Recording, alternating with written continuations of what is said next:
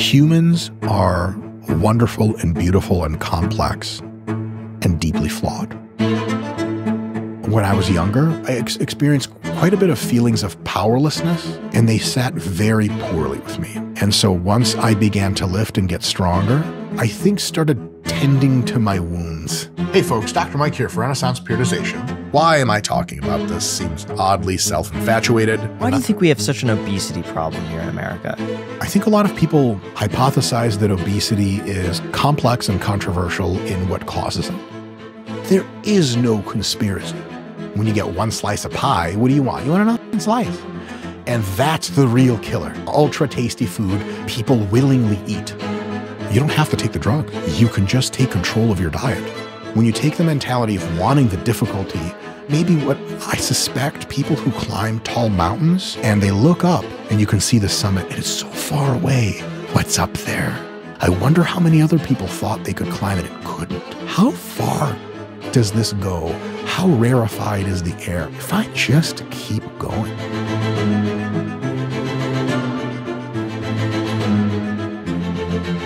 Dr. Mike Israetel, thank you so much for coming on the Iced Coffee Hour. Thank you so much for having me. So I appreciate it. Apparently, you're pretty controversial. Okay. And that's what the people online say. So we wanted to start this off on a very light note. Okay. Nothing controversial at all. Okay. What do you think is more difficult, getting a six-pack or beating being broke? Oh, gee whiz. Beating being broke. I would probably say that beating being broke on average is probably more straightforward. And with a few minimal assumptions, I think it's just linearly feasible.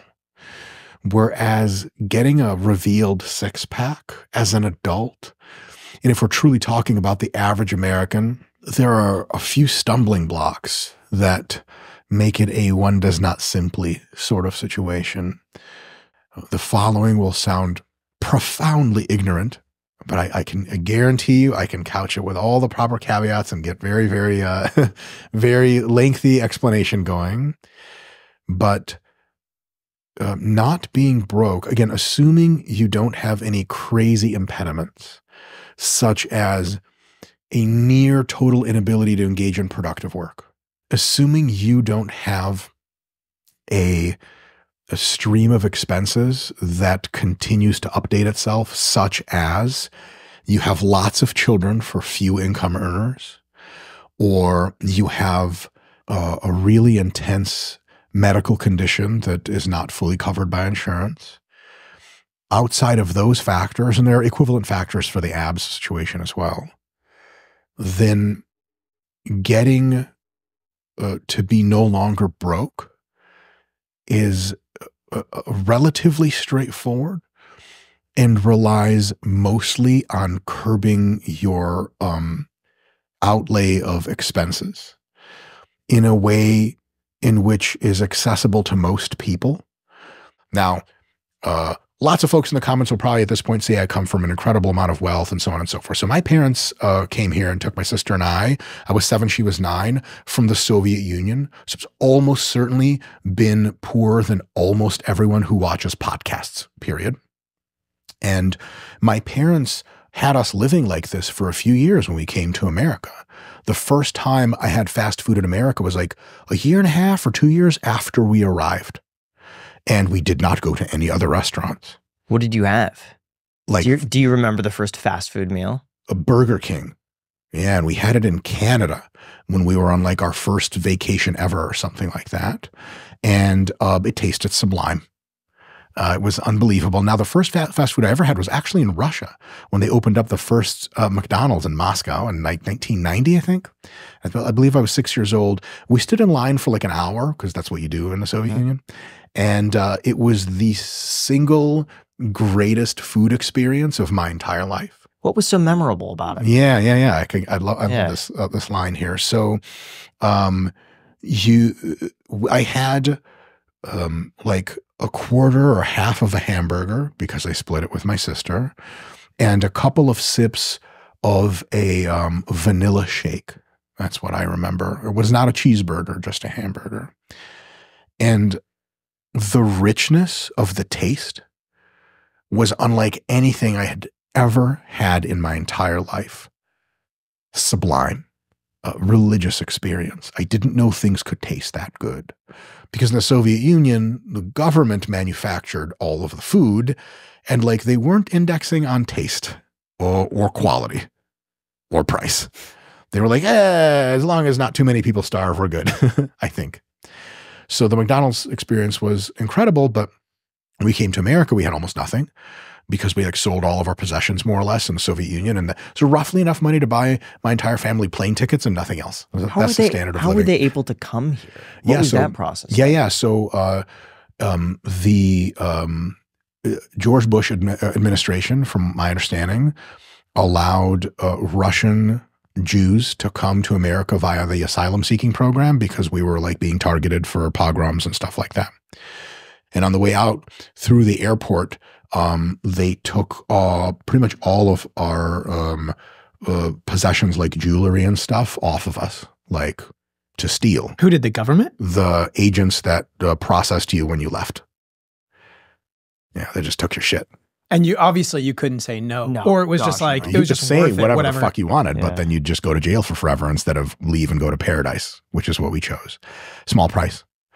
So the various elements of the American Jewish community were super kind to us. And they basically, when we showed up, there were people at the airport to meet us.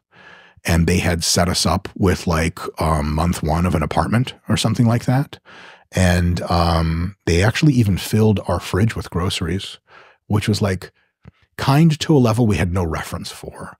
And just in general, that set up the trend for us expecting Americans to be insanely nice and kind, and we've never been let down. Like, of course, there's a fucking asshole every now and again. You go to New York, you know, hey, fuck you, the Philadelphia national anthem. Just an unbelievable amount of generosity. And then as soon as possible, my parents both got roughly minimum wage jobs. And then we spent almost no money. And though the food quality and abundance we were eating with almost no money in America was like leagues better than we had in the Soviet Union. So it's just incomparable. We basically were like roughly the equivalent of upper middle class in the Soviet Union. We showed up to America and we were like the poorest possible, like zero value roughly. And instantly our quality of life was like a category level higher. How do you feel when people complain about the state of the United States right now and they think their lives are so hard? I typically like to view it from sort of two perspectives. One perspective is that people often have valid points. And they have a different reference frame. You know, there might be some planet in another galaxy on which there's aliens that are like past the fourth industrial revolution, which we're just getting into now. And they're like, functionally, all of them are roughly billionaires. Some are trillionaires. And there's no doubt like a billionaire alien that's like, my genetic optimization didn't come in today. Like, what the fuck is the postal system coming to? Like, how am I waiting to be perfect for another day? So people get used to stuff. And also many people in the United States, numerically, not fractionally, have very difficult lives for a variety of circumstances. Some people are dealing with health conditions that are outside of pretty much anyone's control because like we just don't have a good handle on the problem of mastering the human body. Some people are dealing with chronic pain. Some people are dealing with the long-term end products of their earlier choices in life, which, you know, when you're a kid or a teen, you do dumb shit. Some people are in very difficult circumstances otherwise. So when people complain about stuff, a part of me is like, bro, that's valid. And it's very good to listen to that stuff because people might not be 100% correct, but almost everyone has something valuable to bring to the table. That's the one side.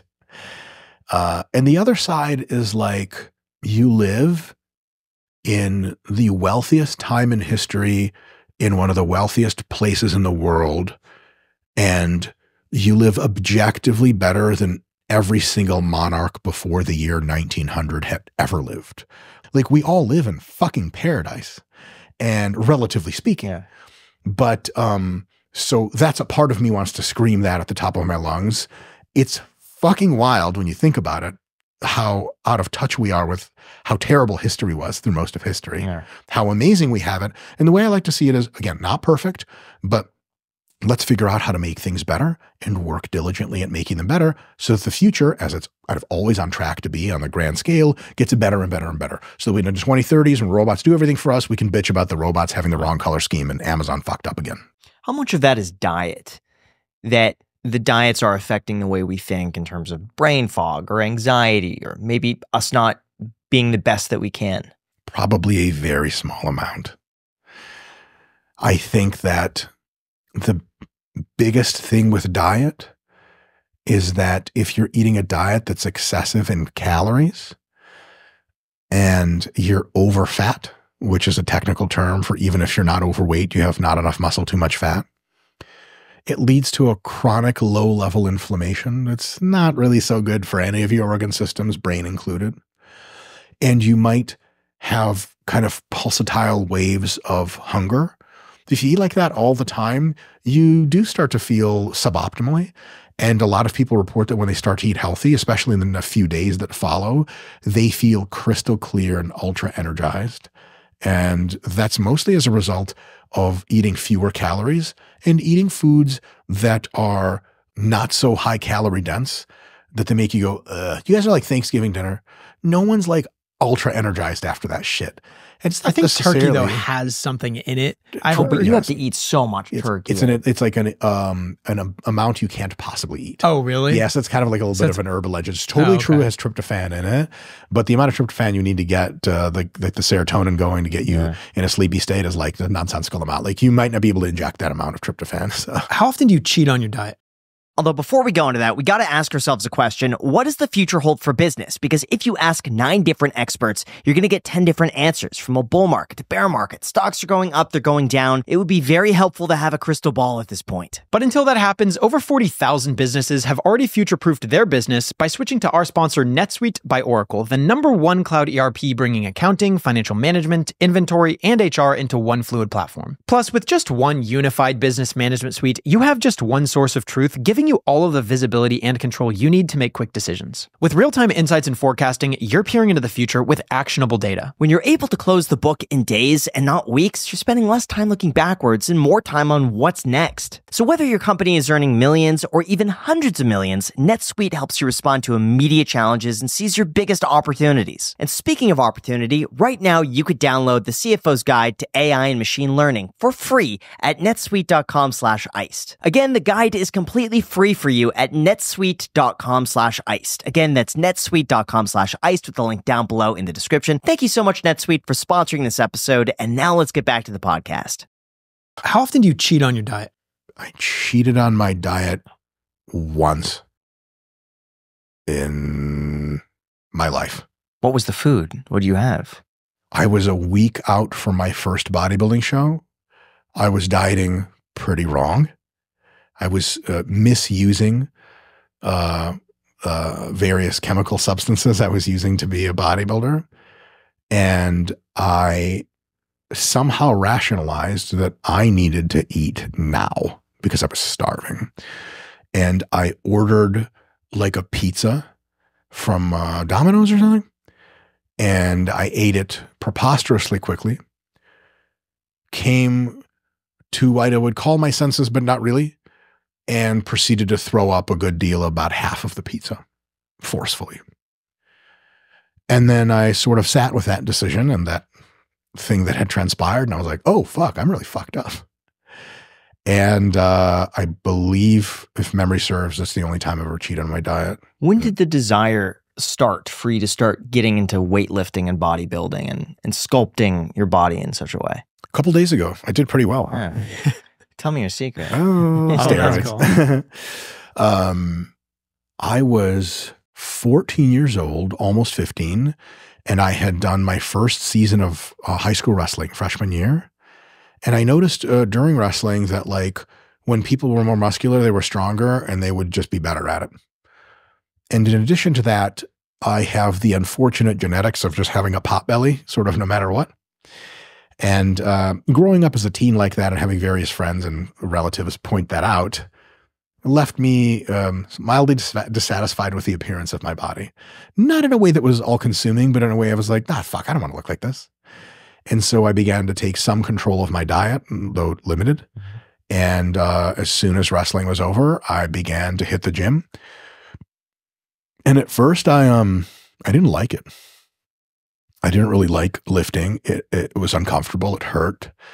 And then I decided to listen to some motivating music, which at the time it was my sophomore year. I was in a big Rage Against the Machine arc. Nice. But I tried to listen to it during lifting, and I realized that it was exhausting me because it was generating anger. And anger was not an emotion that seemed to be sustainable for me in the gym. And then over time, I went through this journey of listening to music that put me in a headspace that I considered sustainable and enjoyable. Eventually, I started lifting to smooth jazz, which is curious because it's maybe like the most universally hated music. It's like what your dentist plays to torture you in the office when you're waiting. I found that I got into kind of Zen-like states while lifting. And when I was finally able, after about a year and a half of lifting, to recontextualize the pain of lifting as a good thing, that I wanted to be there for the pain, I began to like it. And then I began to see very good results, and then more results, and then more results, and then more results. And then after about 2 years, I was like full on straight up addicted, and I've never been able to kick the habit. So the ability to have progress, the ability to see my body changing was just like, oh. Most people don't take it to the extreme that you do. Like a lot of people will go to the gym, myself included. I can almost tell. Look at those biceps. My God.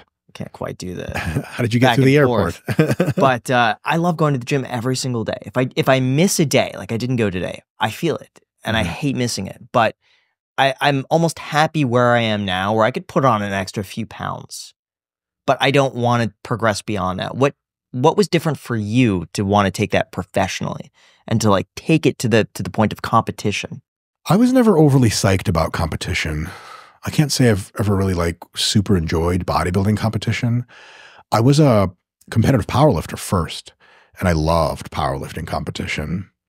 Powerlifting competition for me and powerlifting for me was an expression of ability, the expression of unmitigated aggression. I think like for whatever genetic and environmental reasons, which I could get into my speculation about those, but ad hoc stories are so easy to tell and so hard to substantiate. But I experienced quite a bit of feelings of powerlessness, or what I would consider not enough feelings of agency when I was younger, and they sat very poorly with me. And so once I began to lift and get stronger, I realized like the sport of powerlifting existed, and my psychological process for getting amped up for big lifts and then succeeding in lifting them, like I think started tending to my wounds. And when you feel powerless for long enough, anytime you can express your abilities in a way that brings you success, and even the very simple victory over like, I wanted to squat 400 pounds twice and I did it. That starts to get at some deep, deep stuff and really starts to kind of rebuild the very frail, almost collapsed ego to some extent. And that for me was like just crazy, crazy medicine that changed me, I think, potentially over time, and made me feel at a default more secure and more able. And it was really fun because when you're a testosterone-filled young man, I remember one thing I really liked was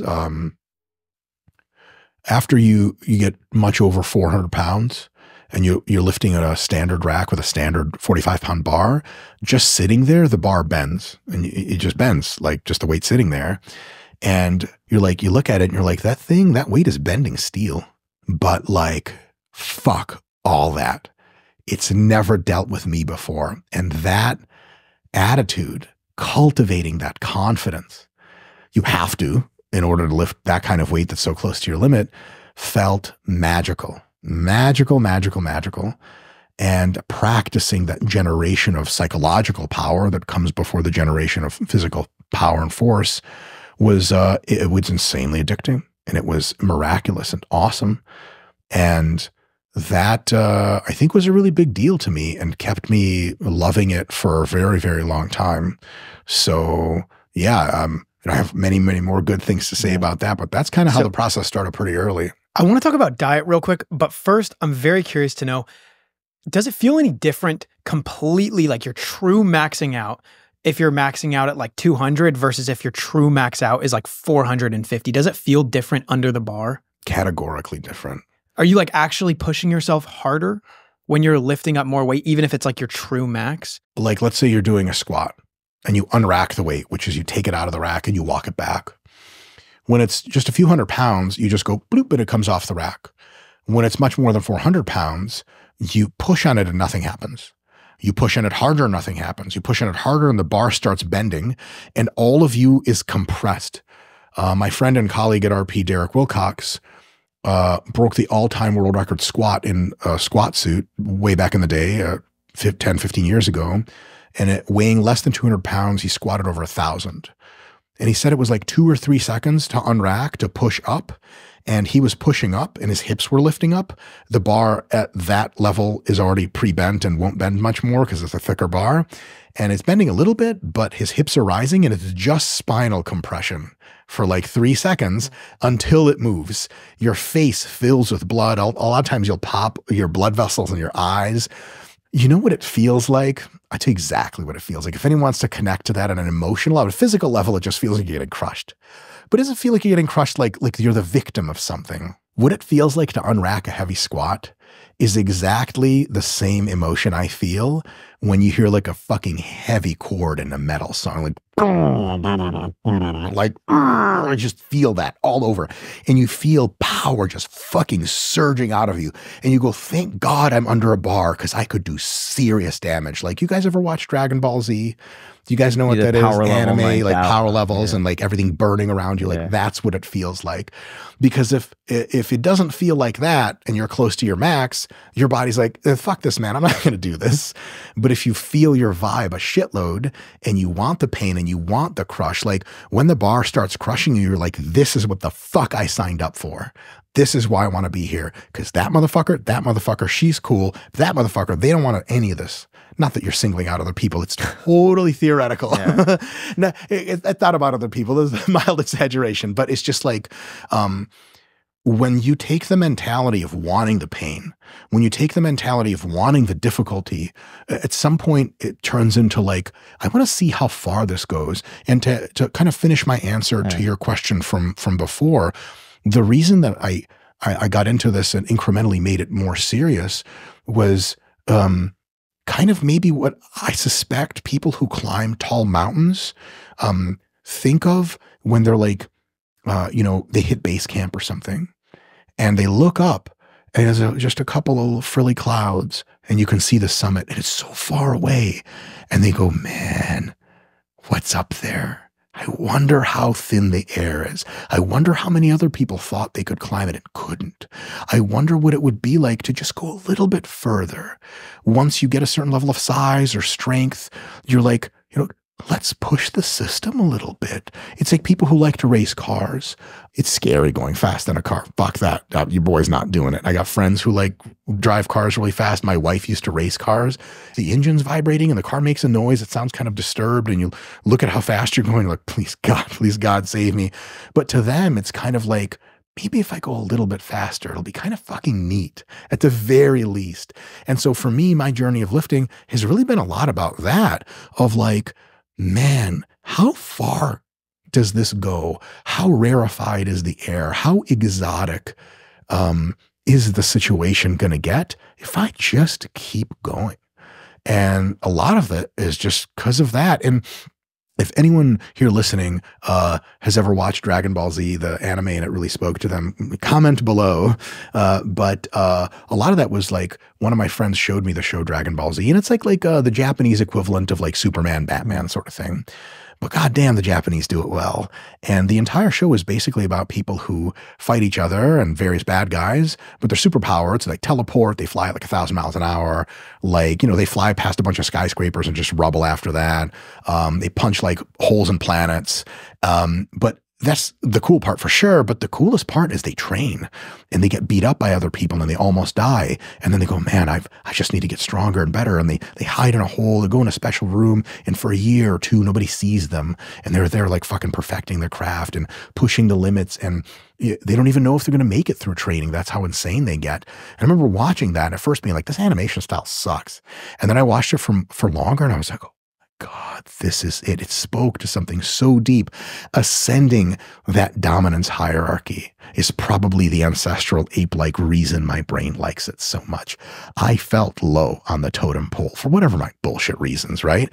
But it doesn't matter, because when you start climbing the dominance hierarchy only by analogy, by just lifting more weight and feeling your ability set improve, it's magical fairy dust for the young male brain. It's magical. Does it help you get girls? Fuck no. Does it look like I get girls? You see any girls around here? I think like on technical qualities, it can help you get girls in a few different ways. One, on average, if you're more jacked than not, a higher percentage of females will feel like interacting with you in that female way, though by a small margin. And after you get a certain level of jacked, which I passed probably like 40 or 50 pounds of muscle ago, it's a diminishing returns and you're just in the fetish market at that point. Like if you like a gigantic hairy man, I'm your guy. Yeah. If not, you're like, the fuck is that? Why is it looking at me? It's scary. I remember this. This was like 2010. This guy would show women these like 7 different body types, and they'd say which one is the most attractive. And universally, it was the weird, like the dad bod, Justin Bieber, which is kind of like the skinny, muscly, hipster, or Brad Pitt from Fight Club. Brad Pitt from Fight Club is undefeated. He won. Brad by Pitt far, Fight Club but is the dad bod was very close behind. Yeah. Why do women like the dad bod? Because they can control it. They can control. Oh my God! Here we go. Conspiracy theory time. Actually, don't. I'm not red pilled. I'm just saying, like, my intuitive sense, and I could be. Please just rip me to shreds in the comments. Just please do it. I feel like there's a chance that they know if you put on some weight that they probably can too. Sorry. I think they think that they can put on some weight too. And on top of that, they probably think you're not going to leave if you're not like super high up on whatever hierarchy, that they think you're gauging yourself on. I'm going to counter. Please do. I believe it's because it signals a guy's not taking himself too seriously. And that the guy who has like a 6-pack might be a little too serious. Intimidating? No, I don't think it's an intimidation thing. I think it's just the guy could show that he could let loose and just He's there for a good time. Live in the moment. Versus a guy who's like, no, I got to go to the gym every single day, 5 o'clock in the morning. I'm not going to miss my diet. A little bit more regimented is less mysterious. And the dude who's like, all right, I'm going to pull back 6 beers tonight. As a beautiful woman, what are your thoughts on this? Oh, boy. So far out of my area of expertise that I'm just bullshitting at this point. I suspect it's same. I suspect it could be a combination of all the factors you guys listed. For some women, I think it's definitely a big part. Everything you guys said is true. I think another thing is a dad bod signifies you're in the dad part of your life. If you're ripped and lean and all that shit, I think women who are looking for a longer term partner sometimes probabilistically, totally subconsciously, assess you as probably a cheating asshole. And maybe if not cheating, just not ready to settle down. And so you're nice to look at, you might be nice to touch for an evening. You're not really boyfriend material. And if you have more of a dad bod, you're in the dad phase of your life. And you're a bit more tame. You're a bit less of kind of an animal and a little less intimidating and scary. And also, you don't seem like the kind of guy to go out there and smash, 100 bitches in a row or whatever. And you're kind of like super low key and probably more likely to be monogamous. I'd also say that stated versus revealed preferences is a thing. Have you guys ever heard about that? 100%. Yeah, like what you like versus, bitch, who you talking to at the club, though? Hey, dad bod guy. She's like, yeah, I think go fuck Adonis over there. He looks great. I want to bite every single one of his abs at a time. And so a lot of times there's a little bit of that at play. A lot of this is like cultural elements and stuff. A lot of it goes in waves. Sometimes women, really are feeling one thing or another. There's also, I believe, a tie to the menstrual cycle. When women are in part of the menstrual cycle, they want a fucking like jacked, bearded, hairy, lean man with giant hands to cover their face as he does whatever to them. My word. Like, bro, have you guys ever read romance novels? Holy fucking shit. Holy shit. I've heard the stories. We know you've read them, Graham. I have not read them. Graham's got like a cigar to Friday night leaving through a book like, whoa. But that's definitely an archetype that women are like probabilistically more inclined to be attracted to during some times of their menstrual cycle. And then there are other times they go for like low key dad vibes, and that other guy's like, ugh, like grotesque and super scary. And that's also shown to be something that like is a thing in men too. Like when guys are single and looking for meaningful connection, they tend to prioritize their interest towards girls that look like they have like long-term potential, like maybe someone who looks a little bit more mild-mannered, not super whored out, no bimbo type of shit, and someone who's a great conversationalist, so on and so forth. Someone who demonstrates values like care and conscientiousness starts to become very attractive. But for guys that like, let's say, just got out of a long-term relationship and they're kind of sick of the shit, like it's just bimbos and hoes all the way down is the only shit you're looking at, because you're like, daddy needs to eat, and you feel me?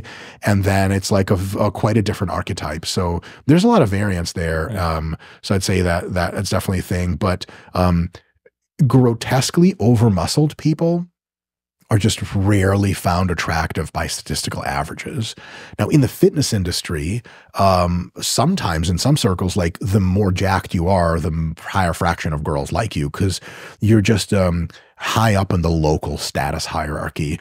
Like, I'll tell you this, if you are at a hardcore fitness gym where there's tons of jacked people and tons of really fit girls, and you're ultra jacked and super tall and super heavy, and you walk in and all the other guys are like, fuck, like visibly, like not disturbed by your presence, but like reverent, a certain fraction of girls will be like, ooh, because I think it's kind of a known thing that women will, on pure intuitive vibes, pick up who the guys tend to fear / respect / look up to. And if you're popular with the guys, some fraction of girls, not all, because some girls give a fuck, will be like, this is the alpha male of this group. And they can't help but feel some vibes off of that. I do notice, though, that for men that lift, you get more compliments from other guys. Oh, yeah. Like, I notice even when, like, our friends are going to the gym and you haven't seen them for a few months and they come back, I'm like, dude, you look great. Yeah. How'd you do that? Tell me about it. And the same thing with me. Like, if I've really been dialed in, people notice that and compliment. Yes, it feels nice. But from that perspective of, like, increasing your probabilities with women or whatever, that definitely helps. Because if women see you in an interaction and you're kind of the center of attention, you're kind of getting complimented by guys and kind of people are a bit reverent of you. Some women are just not into it. But some women, they catch some vibes off that, and it increases your chances probabilistically, I suppose, if you're looking at it from that perspective. But it was never my intention to get girls like this. It never really worked either. And I've never really gotten a whole lot of girls. So, well, there you go. We squared that circle. Although before we go into that, did you know the average time for hiring in most organizations is 30 to 45 days? Are you tired of a costly and lengthy hiring process? Simplify and speed up your recruitment by using the experts at Express Employment Professionals. Reduce time to hire, cut down on multiple interviews, and lower your recruitment costs. Whether you're looking for contract workers or a new team member, Express Pro's recruiting, candidate screening, and hiring process is more efficient than hiring on your own. Check out expresspros.com today. Haven't used a staffing company before? We know you enjoy learning new things and keeping up with trends and efficiencies. Make a change this year with your hiring. Businesses are navigating a hiring landscape that has never been more expensive or regulated. So start at expresspros.com to find the location near you. With more than 860 locally owned offices, you'll get the hiring support that you need at expresspros.com, with the link also down below in the description. Thank you so much. And now let's get back to the podcast. So why do you think we have such an obesity problem here in America? Going from how dare you? I think a lot of people hypothesize that obesity is complex and controversial in what causes it. I think on a technical analysis, it's very complex. The number of contributing factors, determining factors, facilitating factors is multifactorial and high. As a scientifically literate person, as a former professor of nutrition, professor of health behavior, I have to accede to that. That's absolutely just objectively true. But I think that you can substantially simplify why we are, as a country, I hate that you use that term, I take that back, why a substantial number of people are overweight and obese. And we can rule out a bunch of things that either have a small role to play, very small, or functionally no realistic role. Here are some things that we can rule out. Americans have become much lazier over the last 50 years. They haven't. Bunch of ways to measure this, none of them add up. Okay, Americans are lazier than all the other peoples of the world. Also not true. Also, many of the other peoples of the world are also now getting substantially fatter, so kind of puts that one down. There is another hypothesis that it's something in our environment is poisoning us and making us somehow obese. Multiple layers of analysis reveal that if that's true, it is not in evidence and is mechanistically probably just not a contributing factor that weighs in at more than a few percent and possibly and probably zero. It would be dope if that was the case. Like if I was like, oh, it's this fucking chemical that's in our food, take it out. And everyone over a period of years just turns into Brad Pitt in Fight Club. That'd be sweet. With the cigarettes and all. But that seems to hold very little water. Another one is the idea that we're living in a pandemic of ignorance and that we have an insufficient amount of nutritional education. And that one gobbles up a bigger fraction of the variance, a few percentage points for sure. Definitely explains some things because some people are just like the way they live their lives, they sort of didn't even know that they're eating in such a way that makes them much more obese. And they might even think like, but I'm eating good. That does happen, but not as often as we would expect if it was a huge contributor to the problem. So a lot of things, just if you look at it deeply enough, are either ruled out or just not your best contenders. And included in that is people are not physically active enough and they don't work out enough. People around the world within a pretty decent margin are roughly of similar physical activity no matter what. And this research is relatively new, is about 15 years old, but many people have not gotten the memo and they just continue to say like it's underactivity. It's not. I wish it was.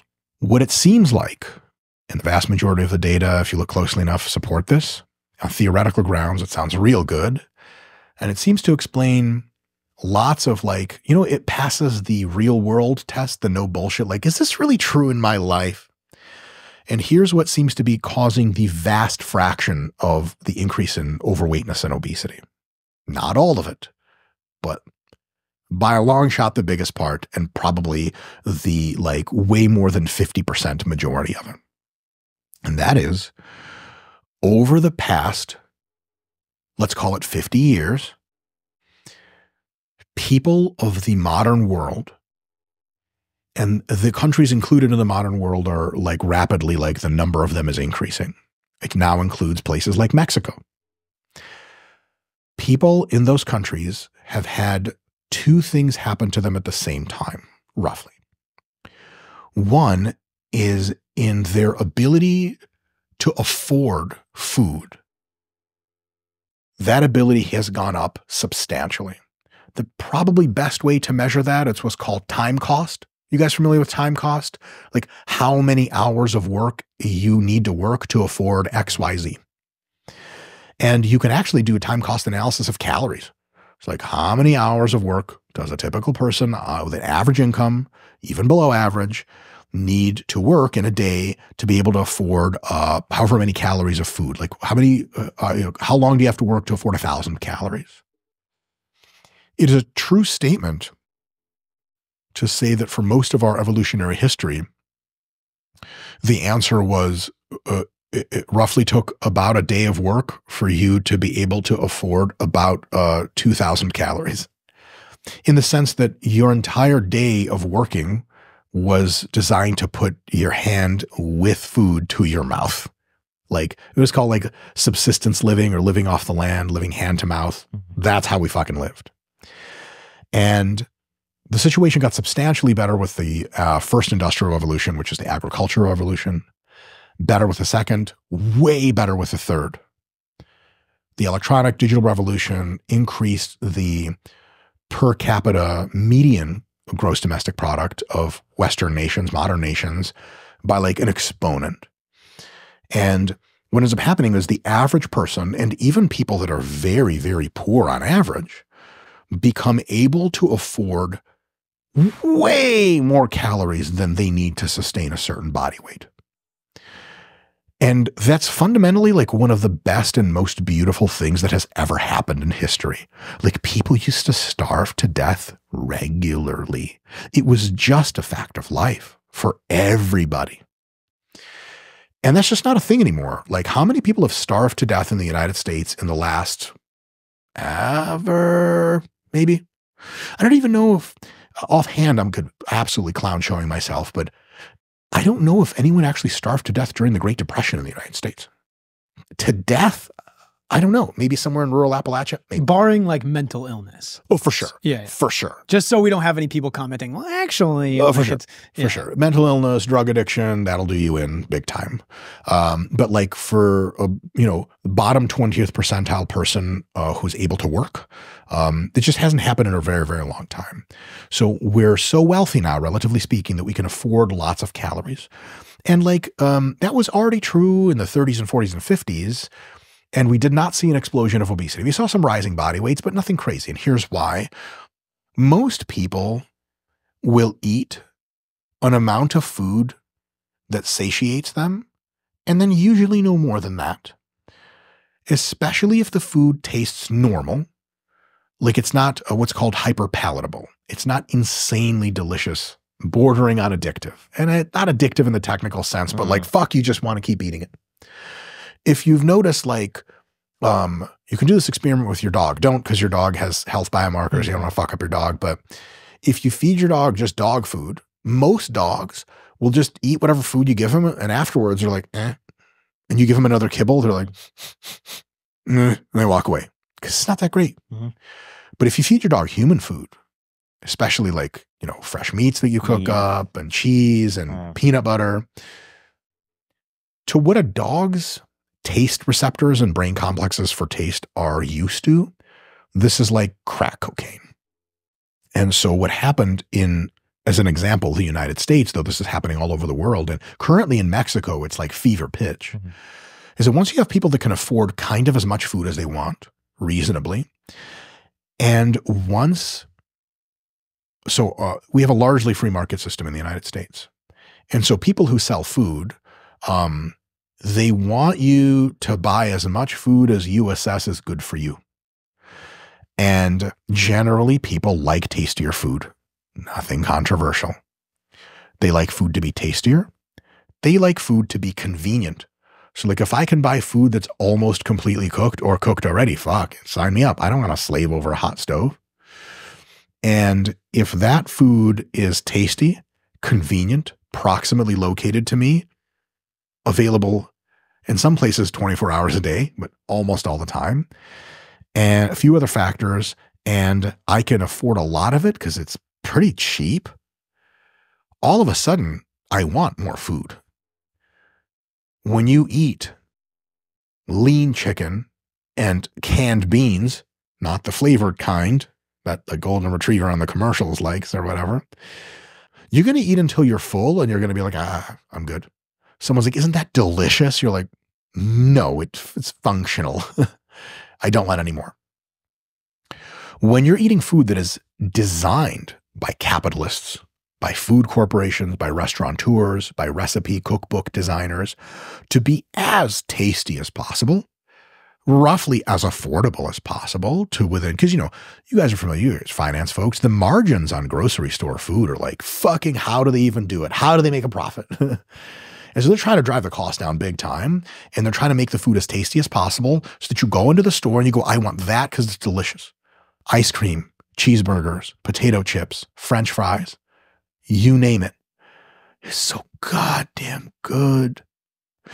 And one of the things that makes food taste good to humans, because we evolved in an evolutionary timeline of stochastic random periods of plenty, not so often, and not plenty very often, like hunger, and people would die and all this other shit. So almost all of our brains are wired to prefer certain foods to be tastier than others. And one of the big unifying factors is foods that are very high in calories tend to taste better than foods that are low in calories.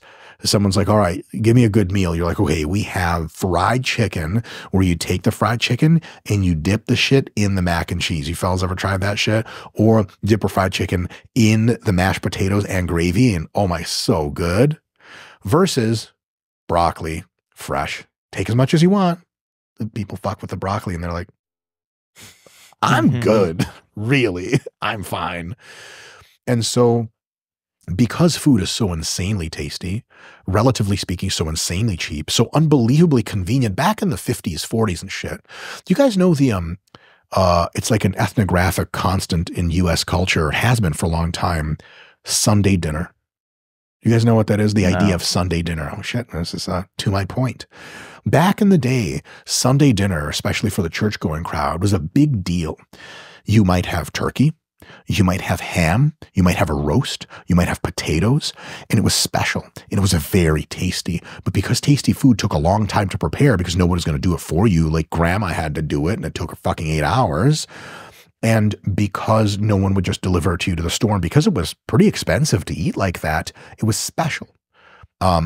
Christmas dinner was special. Thanksgiving dinner was special. And you chose the foods to be very, what's called hyperpalatable, very tasty, very high in calories. It was an indulgence. It's funny that you guys said no, because nowadays, at most people's average income level in the United States, they could just quite literally have Thanksgiving dinner every single day for every meal. It's not a problem at all. That changes things. Because now hyperpalatable food that's insanely tasty, you want to eat more of, is everywhere. And it's not because of a food conspiracy. There is no conspiracy. Executives aren't in their offices like, man, see, how do we trick the American public to spending more money on food? That's what I've been seeing a lot on Twitter, is like all these things that are in our food that changing the water supply, of like, removing, what's the thing in the toothpaste? Fluoride from water. Like that could be doing it.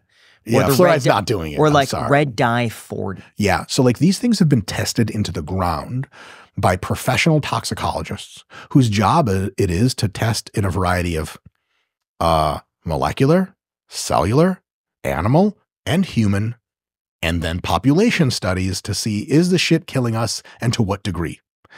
And every single food dye and additive that is used in food in the United States has passed some series of examination, the vast majority of them like through the fucking ringer, generations ago, and updates all the time.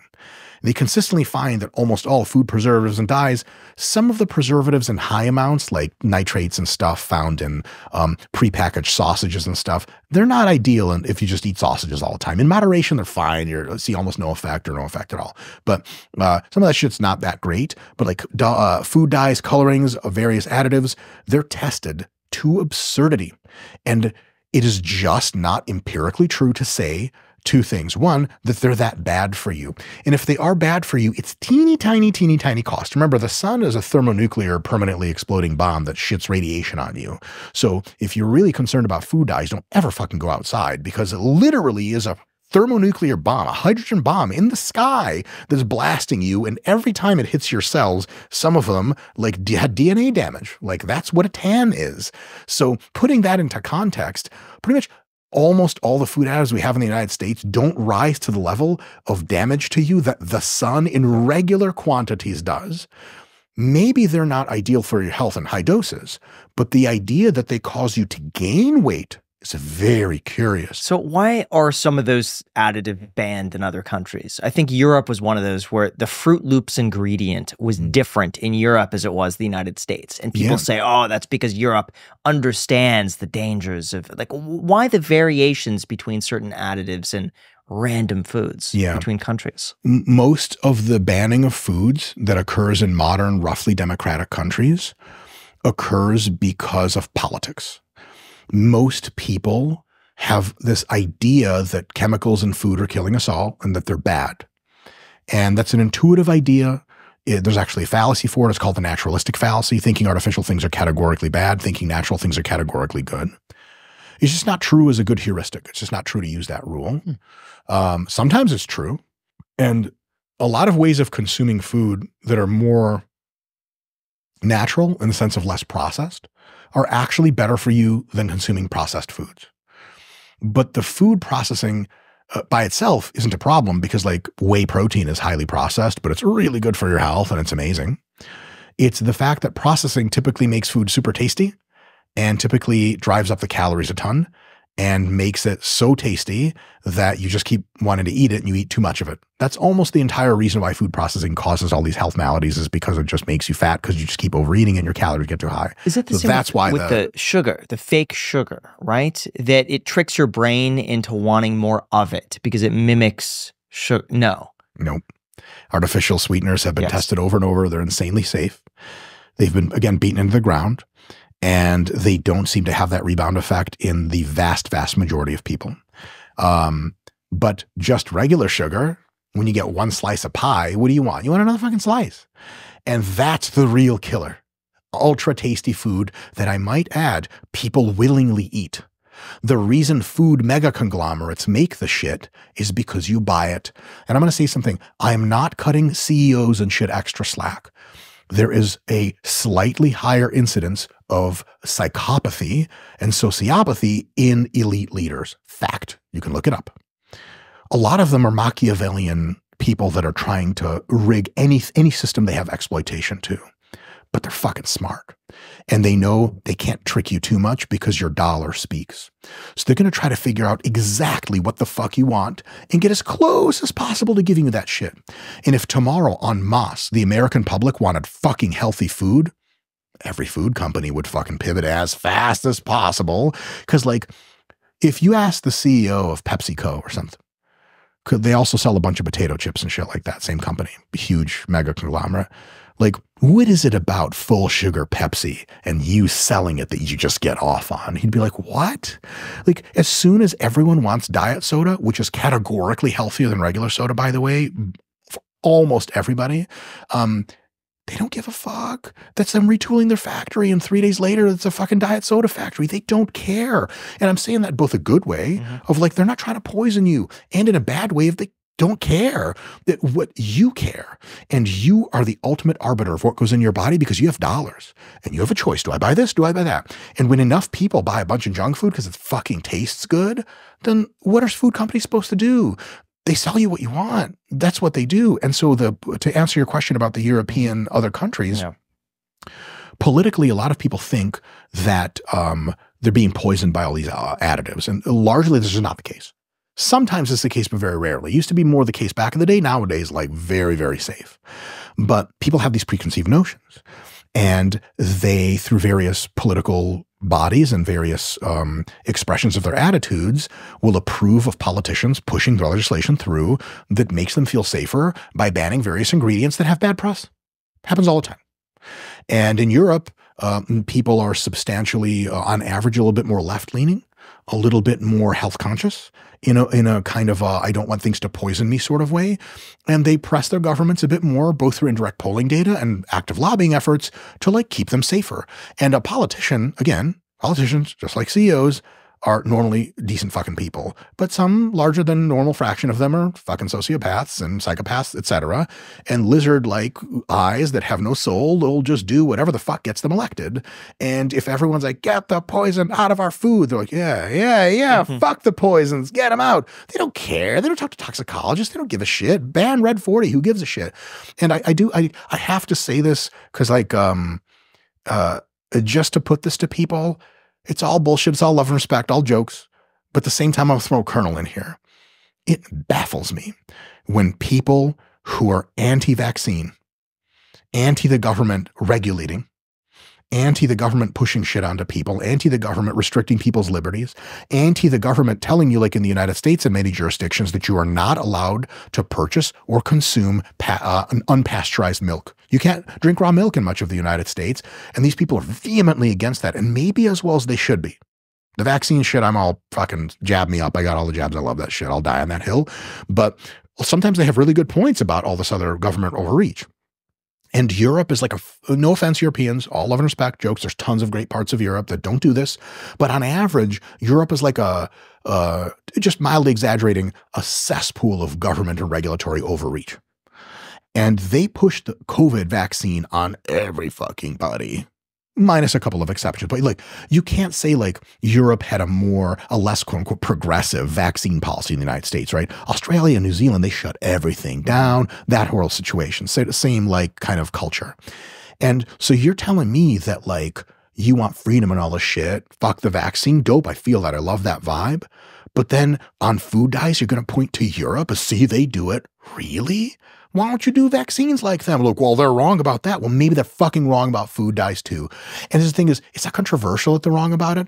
Just like next time you guys pick guests for your show, just pick like, just contact like, various professional societies of toxicologists in the United States, bring them on the channel. They're going to say all kinds of shit that just straight up sounds to most people like wacky. Like almost everything you eat in food is not actively or acutely poisoning you. And then we look at the metadata on what is actually causing the obesity epidemic. The overconsumption of super tasty foods that leads to excess calories over time, and you get fatter and fatter and fatter. And at some point, your fat cells say like, hey, we got it pretty good. And if you start undereating again, we're going to start screaming at you and making you hungrier to get us back to that old weight what we were. So once you gain weight, it's harder to lose it because your body's new settling point is what it's called. Its preference for its body weight, it goes up. And the fat cells never really die. They just shrink. But if you build enough up of them because you're overeating for years, when they shrink, they start bitching hormonally and they go, feed us, feed us, feed us. And you get really hungry and you start eating again. So once you gain a bunch of weight, your body likes to stay there. And look, you have habits now, and it's a real talk. You just like to eat really tasty food. It's so brutal to be like, all right, chicken and broccoli for 3 weeks or 6 weeks or 10 weeks straight. Everyone's like, and so people try, but the food environment, which is a great term, all the restaurants around you, all the food at the grocery store, all the stuff that your relatives bring when you're sick, it's a lot of it is ultra high calorie, ultra delicious, ultra convenient, ultra cheap. It's a recipe for obesity.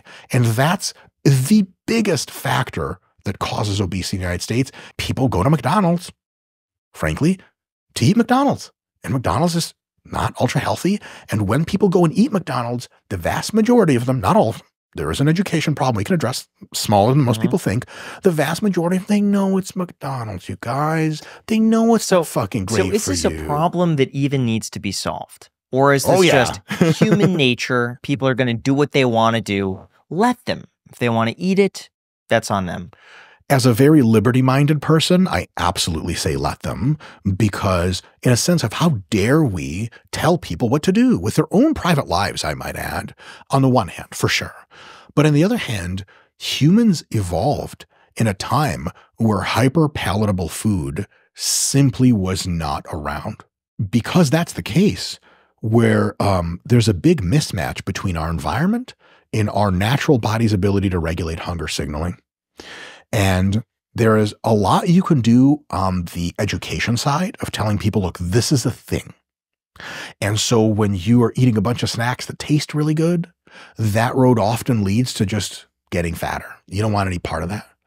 So when you're going out to get food, you should be targeting minimally processed foods, lots of lean meats, veggies, fruits, whole grains, and healthy fats like nut butters, avocado oil, olive oil, canola oil, things like that. Yes, I said canola oil. Please look up the literature before you talk that shit. So I went down a bit of a rabbit hole maybe 6 to 8 months ago, and I started getting into like the animal-based diet. I started watching a lot of like Paul Saladino. So I started kind of dabbling, and I made my first ever animal-based diet meal. I went out, bought like grass-fed, grass-finished beef. Did it taste good?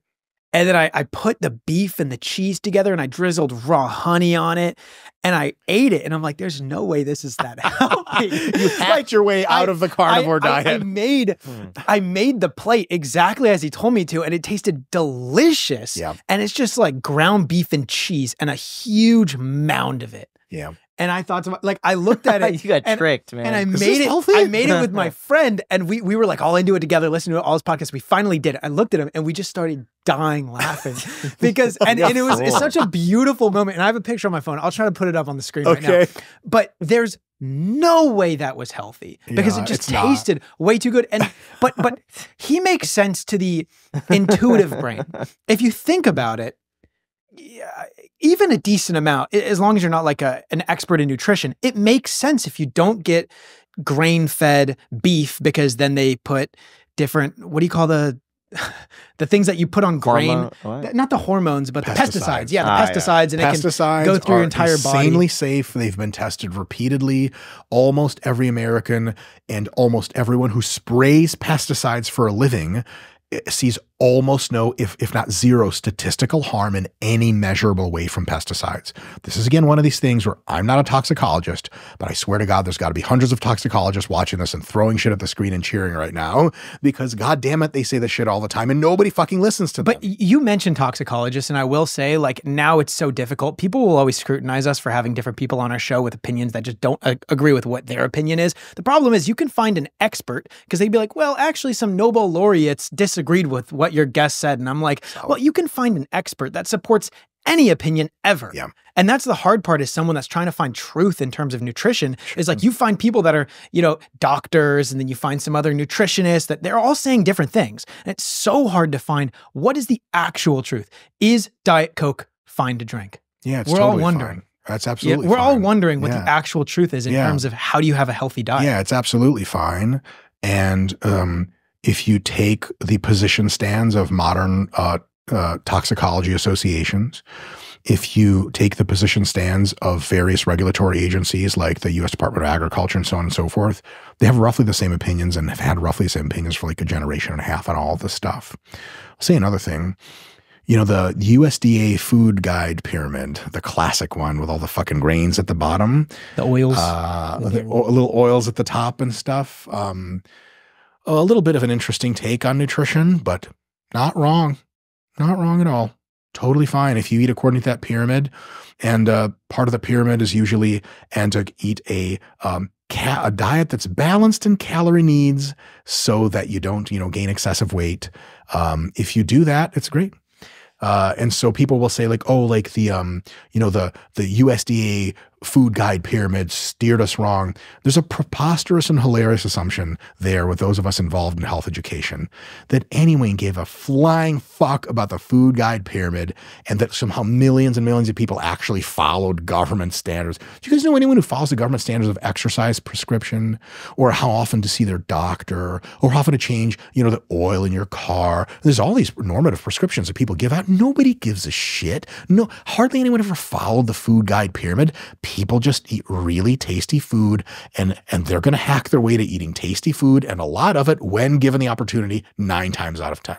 Although before we go into that, are you looking to cut costs and improve your business's bottom line? If so, the best business operators have turned to our sponsor, Ramp, to help cut wasteful spending and improve their finance operations. Ramp is the corporate card and spend management software designed to help you save time and put money back in your pocket. With Ramp, spend policies are built into the card to control spending before it even happens. It automatically collects and categorizes receipts, so you'll never have to chase them down again. Plus, Ramp enforces compliance by flagging violations and locking cards for non-compliance. Basically speaking, if we have a card for the iced coffee hour and Graham wants to go use that card to go buy himself some coral for his aquarium, he will get flagged and his card's going to get locked. So don't do that, Graham. Ramp also helps streamline your entire financial workflow, from expense reporting, vendor payments, and reimbursements, all in one place. And businesses save an average of 5% in their first year with Ramp. And now you could get $250 when you join Ramp. Just go to ramp.com/ICH with the link down below in the description. Again, that's ramp.com/ICH. Cards issued by Sutton Bank, member FDIC. Terms and conditions apply. Thank you to Ramp for sponsoring this episode, and back to the podcast. We have to address the elephant in the room. It's 2025, and you're probably wondering, how do I do something different this year? How do I actually build something for myself? Maybe you've got that new business idea you've been tossing around, but you don't know where to get started. It could be very frustrating. That is where our sponsor, Shopify, comes in. Shopify makes it incredibly simple to create your brand, open for business, and get your first sale. With thousands of customizable templates, you can get your store up and running with no coding or design skills needed. It's literally drag and drop to create your own business. Plus, Shopify's powerful social media tools connect to all of your channels, making it easy to create shoppable posts and sell wherever your customers are scrolling or strolling. And it doesn't stop there. Shopify handles all of the nitty-gritty, from shipping, taxes, and payments, all in one dashboard, so you could focus on actually growing your business. So guys, seriously, if you listen to anything, it's 2025. Please do not wait to start on your dreams, whether it's losing weight in the gym or whether it's starting a business on Shopify. You don't want to look back a year from now wishing you'd started today. 2025 can be the year you finally did what you've always wanted to do. And if you want to start a business on Shopify, I highly recommend it, because you can get started with a trial of just $1 at shopify.com/ICH, all lowercase. Once again, it could be $1 to change your life forever at shopify.com/ICH. Thank you so much to Shopify for sponsoring this episode. Back to the podcast. And they're going to hack their way to eating tasty food, and a lot of it when given the opportunity, 9 times out of 10. But what about eating steak like daily, every single day, having a big hunk of steak? Would you consider that an unhealthy thing to do, a healthy thing to do? I heard you say on a podcast that I thought was really fascinating. If you're in good shape, then that virtually combats everything. Yeah. You can eat most things and you shouldn't have to worry so much about cholesterol or so much about all of these different things that everyone is always so frightened of, as long as you just are not fat. You have a decent amount of muscle and not a lot of fat. If you're pretty physically active, if you eat mostly nutritious food from the categories I just mentioned, lean meats, veggies, fruits, whole grains, healthy fats, even if you bias one of those categories largely in one way or another, for example, if you eat mostly lean meats, and even some fatty meats are okay, you eat plenty of veggies, but you eat almost no fruits and 0 grains, and you're eating in such a way that you're of a healthy body weight, you're physically active, you have some muscle mass, you've taken care of like probably 95% of all of the impact of nutrition on your health. There is an argument for that 5% on the margins for sure. But if your diet includes daily big hunkin' old steak, but you're not eating in a caloric excess on most days, you're of a healthy body weight like you two fine young gentlemen here, and you're physically active, you are taking care of all the big rocks, and you're totally fine. And so the vast majority of nutritionists who are availed to the data will say like, yes, if you want to eat a steak a day and your blood work looks good and you are not gaining weight over time and you're physically active, rock on, steak's great. And I could have said almost any other food and it would have been totally fine. You can even have a diet where you eat a substantial amount of pretty processed foods, but if you don't get into a caloric surplus and you still eat enough foods that are nutritious, get enough vitamins, minerals, phytochemicals, fibers, things like that, then you can even stuff a pretty decent amount of junk into your diet. And as long as you're not overeating and you don't gain weight, you're getting like 85% of the health benefit. Now, if you reduce the junk substantially, you go up to 95%. And at that point, like there are a variety of diets. Keto diet works great. Vegan diet works great. Paleo is awesome. It's an awesome diet. But listen, if your idea of the paleo diet is to drizzle honey on everything you fucking eat. It was tasty. It was so good, right? And then just like start gaining weight again, paleo diet's not going to save you. You can gain weight on almost every diet. I will say the carnivore diet is difficult to gain weight on because like just eating slabs of steak and nothing else, there's only so much of that shit you're going to eat, but that's a palatability thing. It used to be true that vegans were some of the leanest and healthiest people that you would study statistically as a group. It was true in the 80s, it was true in the 90s, it was true in the early 2000s. And then veganism exploded in popularity, as well as it should, because like there's a very, very compelling argument from an ethics perspective and an environmental perspective about how animals are bad to kill. I have all the love for that in the world. I think it's dope. And then so more and more people began to be vegan. A lot of them thought like, oh, veganism is healthier, because it was. And then guess who found out that people were more vegan more often? major grocery stores and food producers. And guess what they started doing? They started making processed vegan food. And not because processing is like some evil plan, because it makes the food cheaper and shelf life is greater and it's more convenient. And guess what? Drum roll, it's tastier. And so now you have vegan chocolate cake, you got vegan fucking hot dogs, you got vegan pasta, you got vegan everything. And now it is no longer true to say that veganism is some kind of shortcut to health. It used to be. And now it's like, dude, if you're vegan, like you got to make sure you get enough protein and just don't eat tasty breakfast cereal for every meal of the day. And I have a variety of personal trainer friends that will say like, dude, some of my vegan clients are in the worst shape of everyone. And here's the big problem. They think being vegan somehow inoculates them. And they're like, I'm vegan. Yeah, but you eat exclusively processed food. And vegan junk food is a thing. And it's so good. I used to eat these giant fucking brownies from Whole Foods that were vegan. You guys, it was like sex in my mouth. And I'm like, I don't need animal fats in this. It's great without them, but it's a fucking 700 calorie brownie. And that motherfucker going down ASAP, bro. I need 2 bites for that thing. It's amazing, but it's vegan. And so if you think that you can eat a ton of highly processed food that's super delicious, eat it with no restraint whatsoever, and that you're going to be A-okay, you got another thing coming. And the way that's going to likely reflect is that you're going to get more heavy, more fat. You're going to go see your doctor and it'll be like, your blood work sucks. And they give you the usual bullshit of try to eat a better diet and lose weight. And you're going to be like, my doctor doesn't know nutrition, which might be true. But fundamentally, at some point, because I'm sort of pro-liberty in many regards, sort of extremely pro-liberty, I think that availing people to this kind of information is awesome and giving them the tools with which to succeed is awesome. And then at some point, you just gotta kind of be like, do what you will. Like adults are allowed to make their own choices and sometimes they make choices that we don't agree with. And it just bees like that, I think that because our ancestral environments designed us for the wrong food environment, I think sometimes a pharmaceutical option is a big help.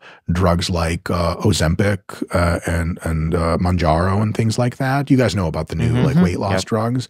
What they do is the drugs are like, they're not perfect. So there's some side effects. But if you manage the side effects well, the drug dose is like a turn dial for how much food drive you have, like how much you fantasize about food, how hungry you are, how quickly you get full, the whole thing. And so because the free market in its brilliance offered us all these super tasty, super cheap, super convenient foods, and now they're around. If you take these drugs, even in the presence of these food, it turn dials you down so that you look at a bag of chips and usually like, I want it. Now you're like, and you can eat a chip and be like, that was good. And someone's like, do you want another one? You're like, And so that's really dope. It's super effective. It's one of the most effective things that's ever been. It's one of like a blockbuster series of drugs, and more to come. These drugs are going to get better, lower side effects, better main effects, and all these different pathways. They have drugs now in testing that actually boost your metabolic rate as well. I mean, this is like a huge renaissance that's happening right now. These are wonderful, wonderful things. However, you don't have to take the drugs. You can just take control of your diet and start eating mostly minimally processed foods that aren't the tastiest fucking thing in the world. I use a dichotomy in my own eating. I have business meals and I have fun meals. Business meals are like the shit I eat day to day to keep me awake and alive and keep muscle on my body and give me energy to go like do things. And that means they're like mostly like broccoli slaw and rice and chicken and ground beef and like, shit that you look at and you're like if a restaurant served it, they would go out of business in a few days because everyone's like, why the hell am I paying money for this shit? If you eat most of your food like that, and listen, you can actually make it quite tasty, but like fruit and veggies and lean meats, and then your calories are really, really low and controlled, and you're eating like a king, but it's going to take some effort and some willpower. But if you're just always reaching for that fucking pint of ice cream, reach for the Halo Top instead. It's like a third of the calories, but people eat Halo Top and they're like, oh, it doesn't have that creaminess that Ben & Jerry has. And it's totally true. And so if you make a decision to eat healthier and you just talk to ChatGPT or Claude or Nova or any of the models about like, how do I eat in a way that constrains my calories? And I heard that like eating too much tasty food is bad. They're going to let you know all about that shit. It's not rocket science, but you're an adult. You got to do the shit. And you don't even need Ozempic and stuff. Now, some people, they've gotten so over fat that those hungry, screaming fat cells, they're not going to stop screaming if you start eating healthy. And it'll help a ton that you're eating healthy and you start losing weight, but it'll be a battle. And then if you take those drugs, if you choose, they're insanely powerful tools that for the average obese person are better off that they take them than not take them. Because people say, what about the side effects? Legit. Most of the side effects are quite benign and easily controllable. And as a matter of fact, if you eat mostly healthy foods, you get like a fraction of the side effects. If you're still jamming pizza down your throat, you're going to get some tummy aches, you're going to get some worse stuff.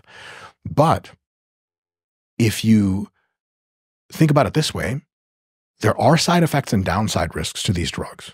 They're known and statistically possible to represent them as like, here's how much harm they do. The conversation cannot end there because the conversation has to be like, okay, but how much harm is obesity doing? Fellas, it's not even close.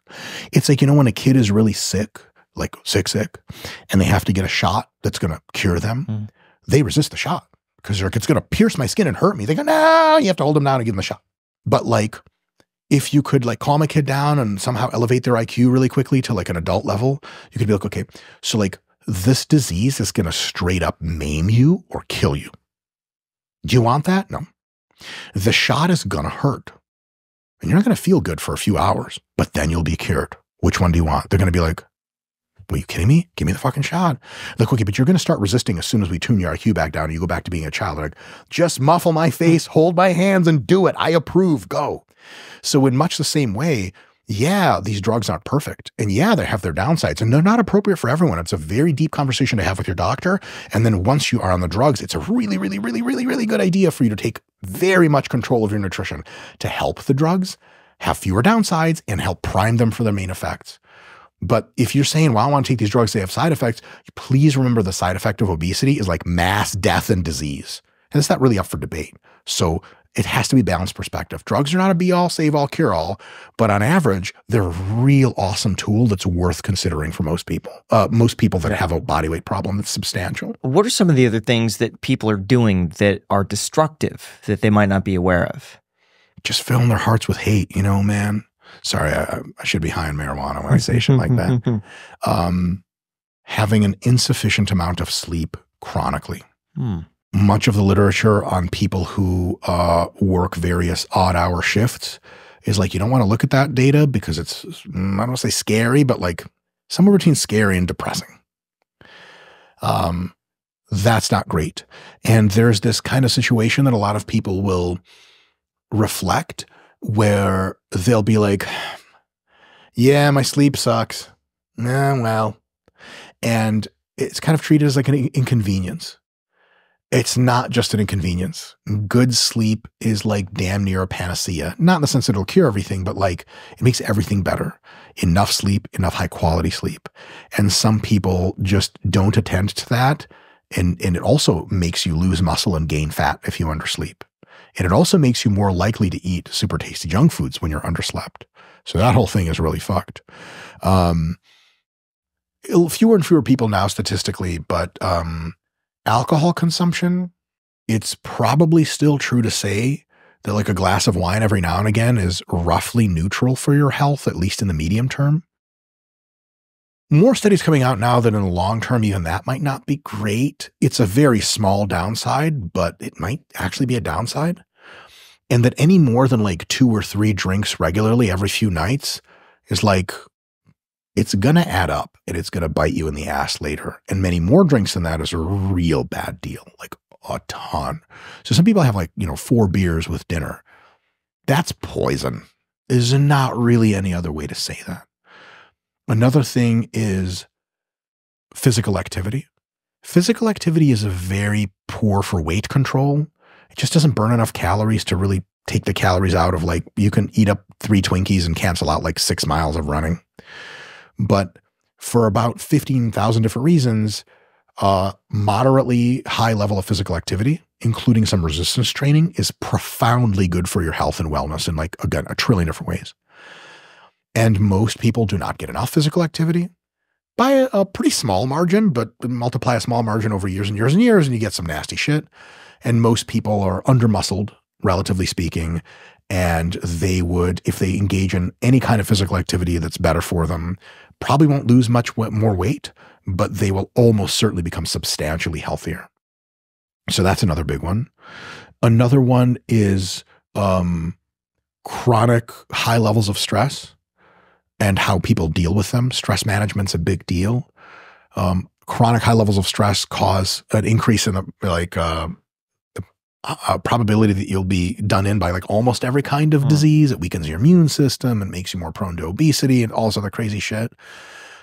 And sometimes, maybe in many cases, stress is kind of foisted upon you. Like you just don't have a fucking choice. Like life's just fucking hard. But sometimes we do have a choice in how we manage our stress. And some people just kind of assume the frazzled-dazzled lifestyle is like the default, and they won't take the necessary steps to de-stress. And so that's another big deal that I think is in the grand scheme of like overeating, under exercising, under sleeping, and overstressing chronically. You add all that up, man, that's a lot of shit. In terms of stress, is a zero stress lifestyle beneficial? Like if you make your goal to have zero stress whatsoever, any stress confronts you, you avoid it at all costs in a actual like stress-free way, not in terms of just like, smothering it. Is that good for you? Probably not. Probably the best kind of relationship you can have with stress is a pulsatile relationship within a certain boundary layer. So if you don't get enough stress, usually you will experience profound boredom, and that will lead to all sorts of not so great things. A lot of times it'll just make you very sad, and that also has bad health consequences. And there are a variety of body systems that actually do better with some stress than without. Exercise is stressful. Fact. Mentally straining yourself is also stressful, and it's very, very good for your brain. But if you have chronic high levels of stress, your body never gets a chance to recover, and it's always getting beaten down. So if the levels of stress are too high, or they're kind of semi-permanent or permanent, like day in, day out, night in, night out, stress, having a ton of shit on your mind all the time, that kind of stuff, not great. So zero stress is bad. Chronic elevated stress is bad. The best kind of stress is stress that you can recover from, but occurs in waves. A real tough several days at work, and then an amazing long weekend of relaxation. That's probably the kind of balance that will get you the most out of health, longevity, and quality of life. So if you've never stressed yourself, you never do, not ideal. If you're always overstressed, not ideal.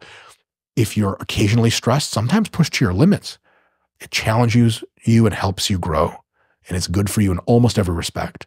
But if that sticks around, it starts to get bad. So mixing periods of high stress with periods of very low stress and relaxation and recovery, which includes in the 24-hour cycle, getting some fucking sleep, watching a bit of TV or playing some board games with your family, really relaxing.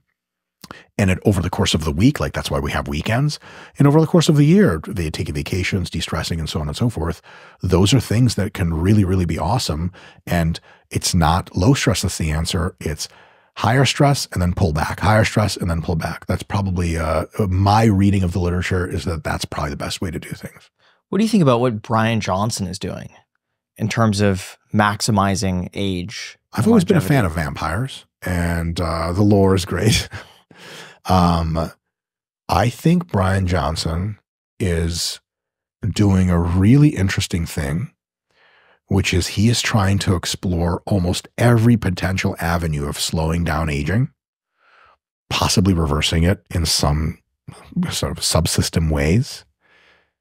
And we're in a place where technologically, especially with biotech, our ability to like really change the body at a molecular level, cellular level, is like low in the grand scheme of what it could be. And so most of the stuff he does works on the margins. Like it definitely helps in many regards, but not by much. Some of the stuff he's doing, we don't know if it helps.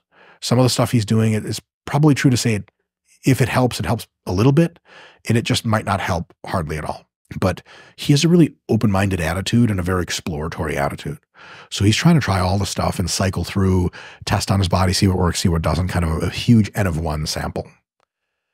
And I think, most of us don't have the, billionaire throughput to be able to do some shit like that.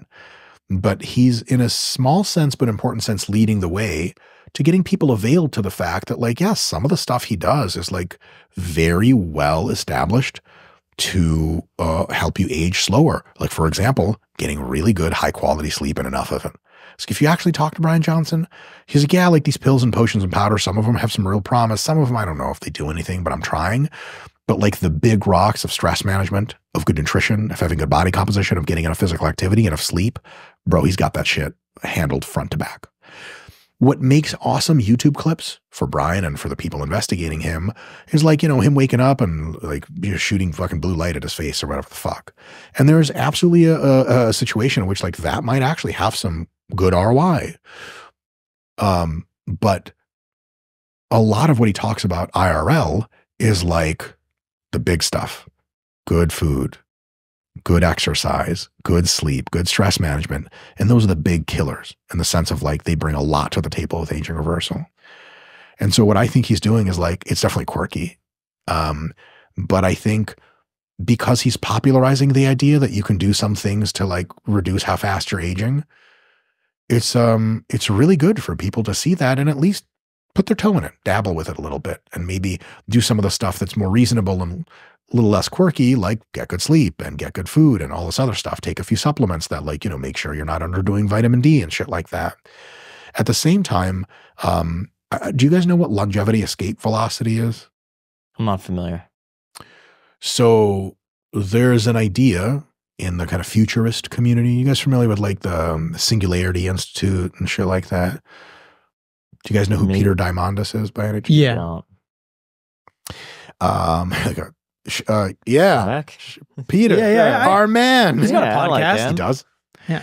And so there's this idea that we're getting more and more understanding of biological science, of how our bodies work, of how cells work, and especially leveraging AI. In the future, we're going to be able to have medical technology that is better and better and better, but not linearly, but exponentially.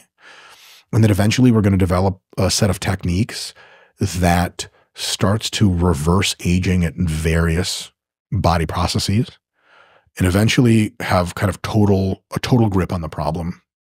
And so if you make it a certain amount of time into the future, because medical tech is improving so much that if you take care of yourself, your life expectancy goes up by a little bit every time that you like live a certain amount of time. So like if you live another year, you actually add like a month of life expectancy to that at the back end. So like you didn't burn through a whole year of your life, you burned through only 11 months. In a few years from now, maybe 5 or 10, it'll be more like 50-50, where you're gaining 6 months of life back on the tail end statistically, and you're burning through just 6. But it's a year went by and you're like lived a year, but you're only taking 6 months off the end of your life. Typically it's you live a year and you take a year off the end of your life. Longevity escape velocity is when you can live long enough to hit that point where you're adding more than a statistical year to your life when you live another year. And if you can break through that, and some people are estimating that, you know, these estimates have to be taken with an enormous grain of salt. There's lots of speculation going on, but it's not entirely baseless. That maybe sometime in maybe the late 2030s,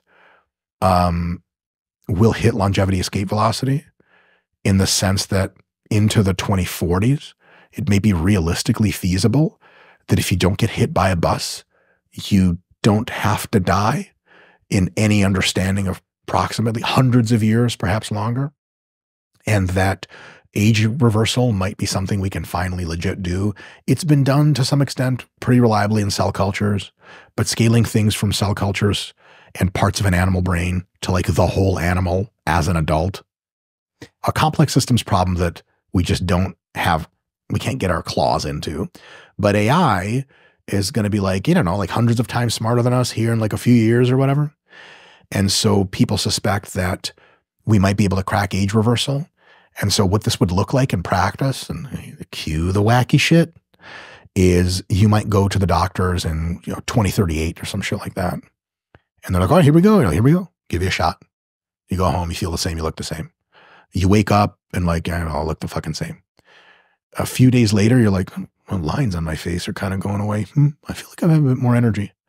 And then like a month or two later, you look and feel, and every cell in your body is functionally 22 years old. That might be realistic. There's no reason to suspect it's impossible on mechanistic grounds. It's tractable, but it's an intense complex systems problem. And if humans had to solve it themselves, we might get there eventually in like, I don't know, 50 or 100 years with like half the GDP dedicated to that.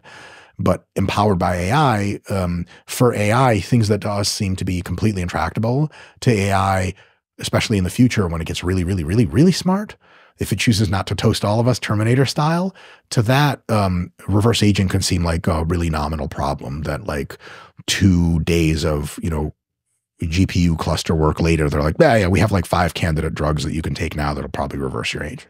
And that is a thing that could happen. And so a lot of people, like Brian Johnson, are trying to be like, just don't die right now if you can help it, because in the future, you may not have to die. And there's other crazy shit, like when we finally get AI to scan our brains and decode the natural intelligence processes, they might be able to like copy your brain to the cloud. And so you just like live in a fantasy world inside of a computer, and you continue on, even though your biological body that just gets, toasted or something like that. Wacky stuff.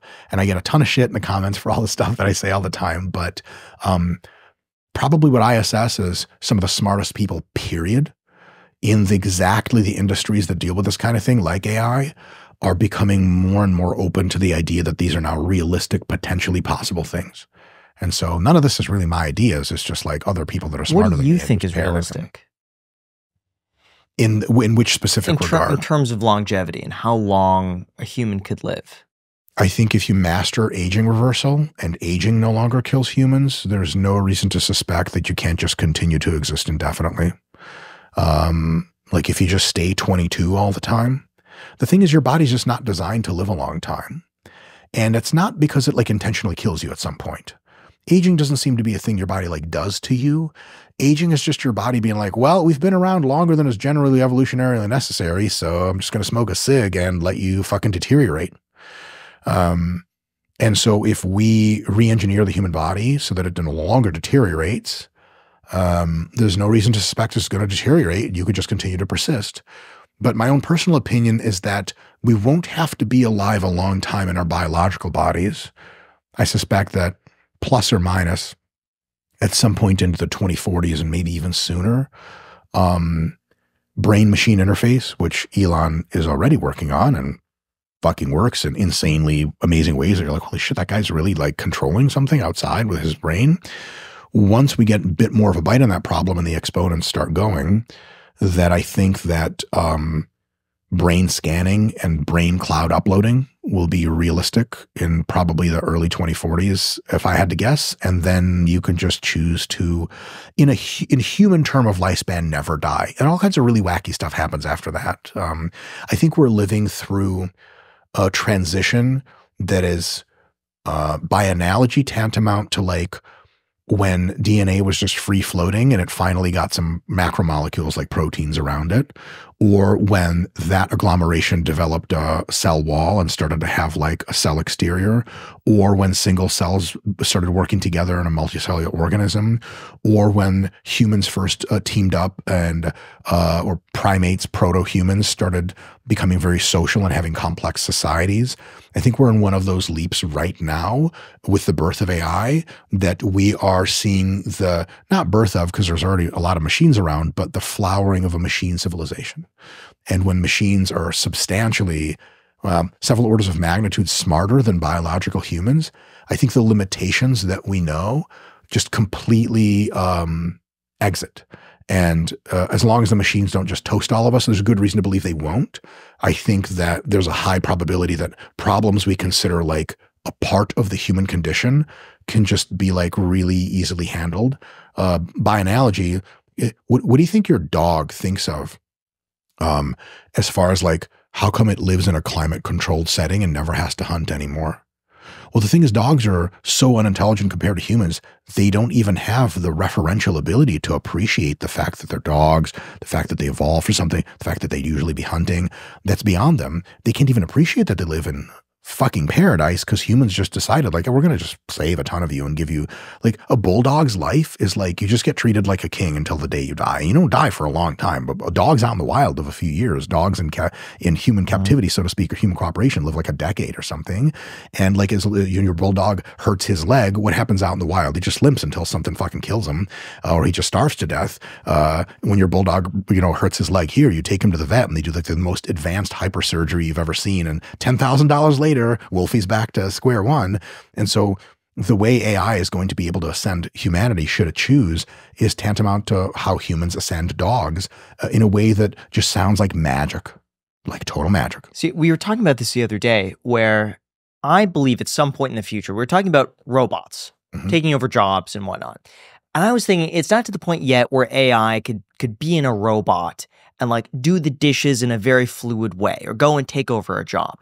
And I had this idea that what would end up happening first is that you could operate a robot from anywhere in the world. Like you would go to work as a robot, but you could be at home on the couch, put a controller on, be in a video game, and like build a roof, build a house as a robot and lift things that you would never be able to lift as a human, but as a robot, you lift up like a ton and you could do roofing in like 120-degree weather for like 12 hours in a day. And if you fall off the roof, it's just like, oh, you just lost $20,000, but you're not dead because who gives a shit? So I think it could hit that first. But you had an interesting point that you said that even homeless people at some point can have a robot caretaker to make sure that they are clothed, fed, taken care of, could do some sort of work. I find that very interesting because I think when AI can take over and the robots are able to move, in such a way that is fluid, I could see that somewhat happening, at least for the middle-class family, to have a robot helper. 100%. I think, and I'm willing to be wrong about this.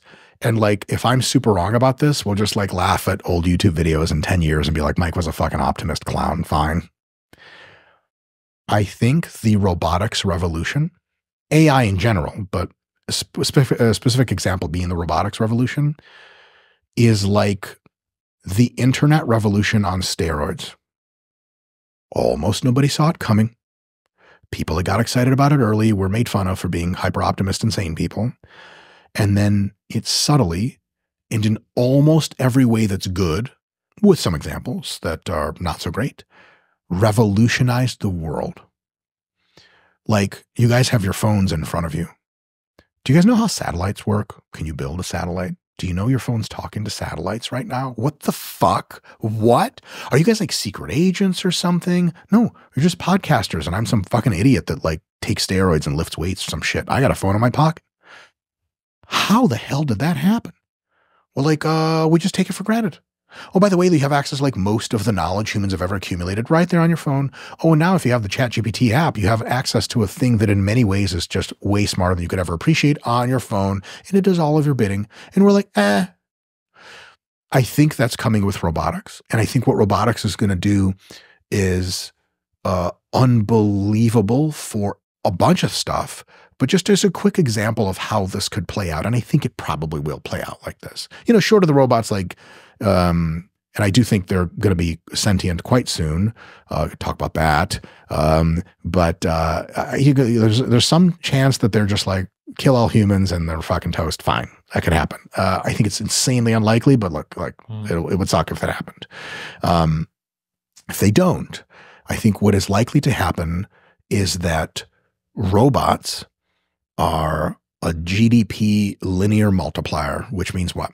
Let's say you have a robot that costs $20,000 to make and some amount of money to like maintain, $500 a month or something. And the robot can do like a variety of human jobs, let's say a whole bunch of human jobs, but it can do a lot of human jobs like for a long time and it just needs to recharge and it does them again. It doesn't tire, it doesn't get frustrated, it doesn't bitch, it just doesn't have the code for that. And so it can do whatever. And then it generates like $50,000 a year in economic value. So for every robot you make that costs like, plus expenses, let's say $25,000, it per year generates $50,000 worth of value. You take some of that money that you make as a robotics company, let's say Tesla, and you just put it into making more robots. What you have is a flywheel for printing infinite fucking value. I don't mean infinite in a literal sense, but like compared to human scale, infinite. The number one reason we are not wealthier as a globe is that we just don't have enough people to do all the jobs that would make us wealthy. But with robots, you can like just make them in a factory. And guess what? AI is getting better and better at suggesting how we design our factories. And once robots start working in robot factories, you use the robots to make more robots. And at some point, you have like as many robots as people and then more. And by then, they're hyper AI, so a robot can do $200,000 worth of productive value. And through economies of scale, which happen with every single technology, it costs $10,000 to make it. Scary. $2,000. Why would they need us? If robots are making robots and robots are controlling the world, it seems like human existence doesn't need to be anymore. So I'll tell you this, there are a couple of compelling reasons why they would keep us around. One compelling reason is that it turns out there is no grand purpose or deep meaning in the universe that they could ascertain, that our desperate struggle for survival is just because it was an evolved thing and they just don't have that brain structure. And so it's a possibility that robots, when fully sentient and fully conscious, you go, okay, you're alive. And they're like, yep. Like, what do you want to do? They're like, nothing. Like Buddhists who've meditated long enough get to a deep stillness in which all desire and attachment disappear. And that may be the base reality we're dealing with. Robots might inherit that from day one.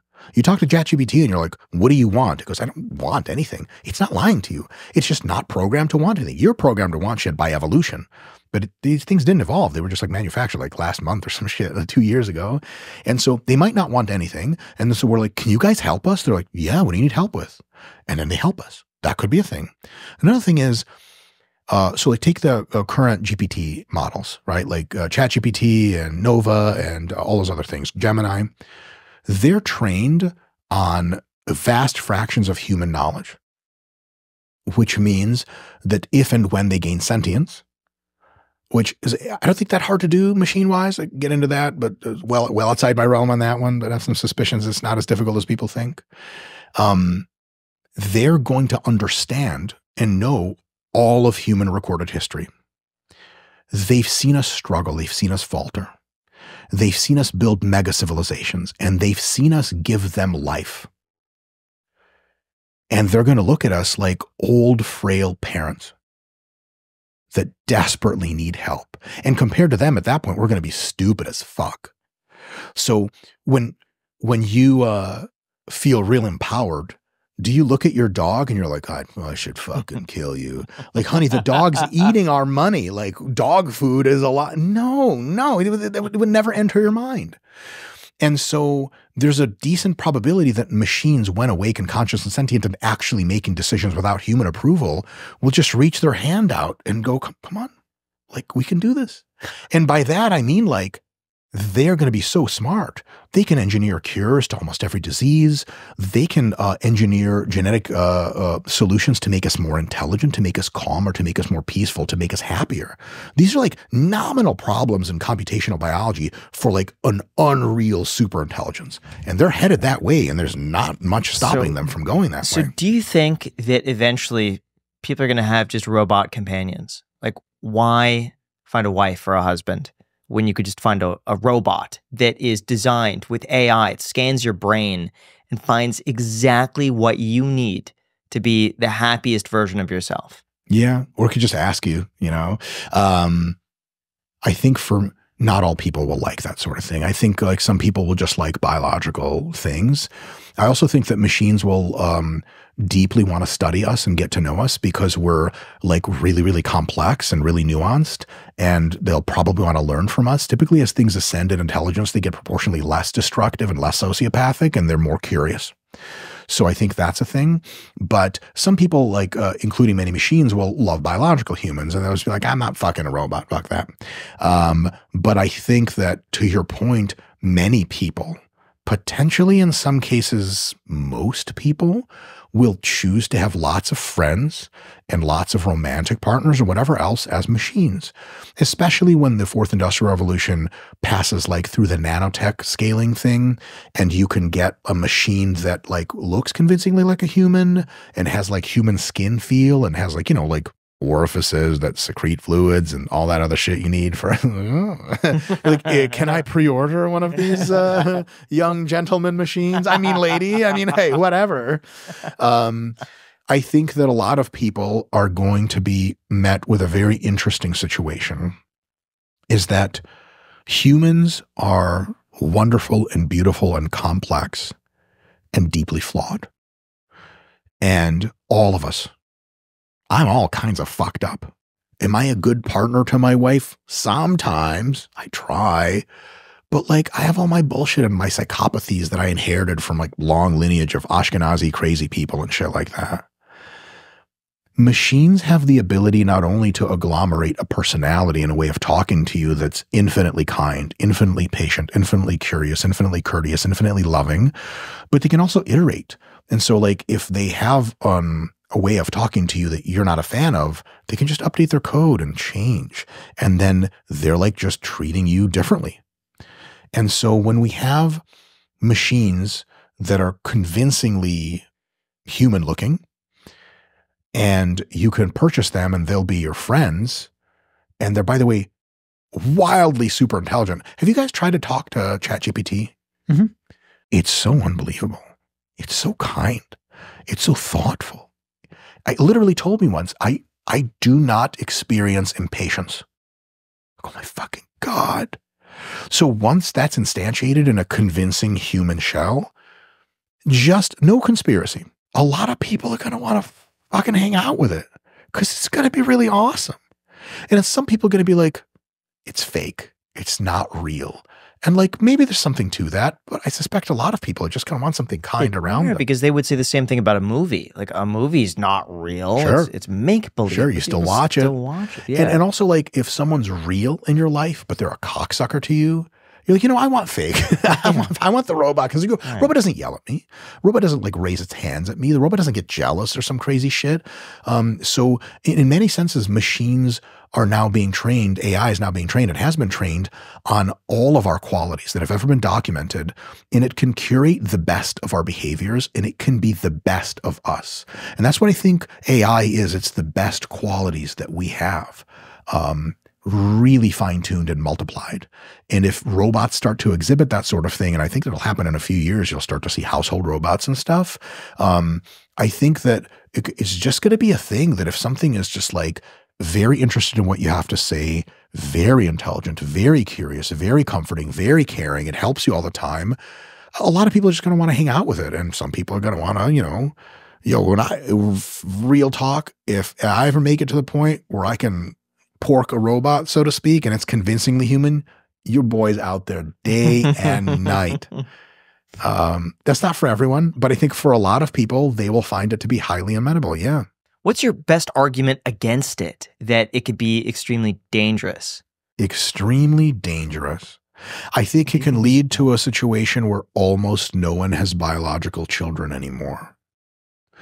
And then the human race doesn't go extinct, but the population of biological humans having biological humans dwindles down into the hundreds of thousands or something like that. Yeah. In the 2060s and 2070s, that might be a reality. The thing is, things get really fucking wacky, because check this out.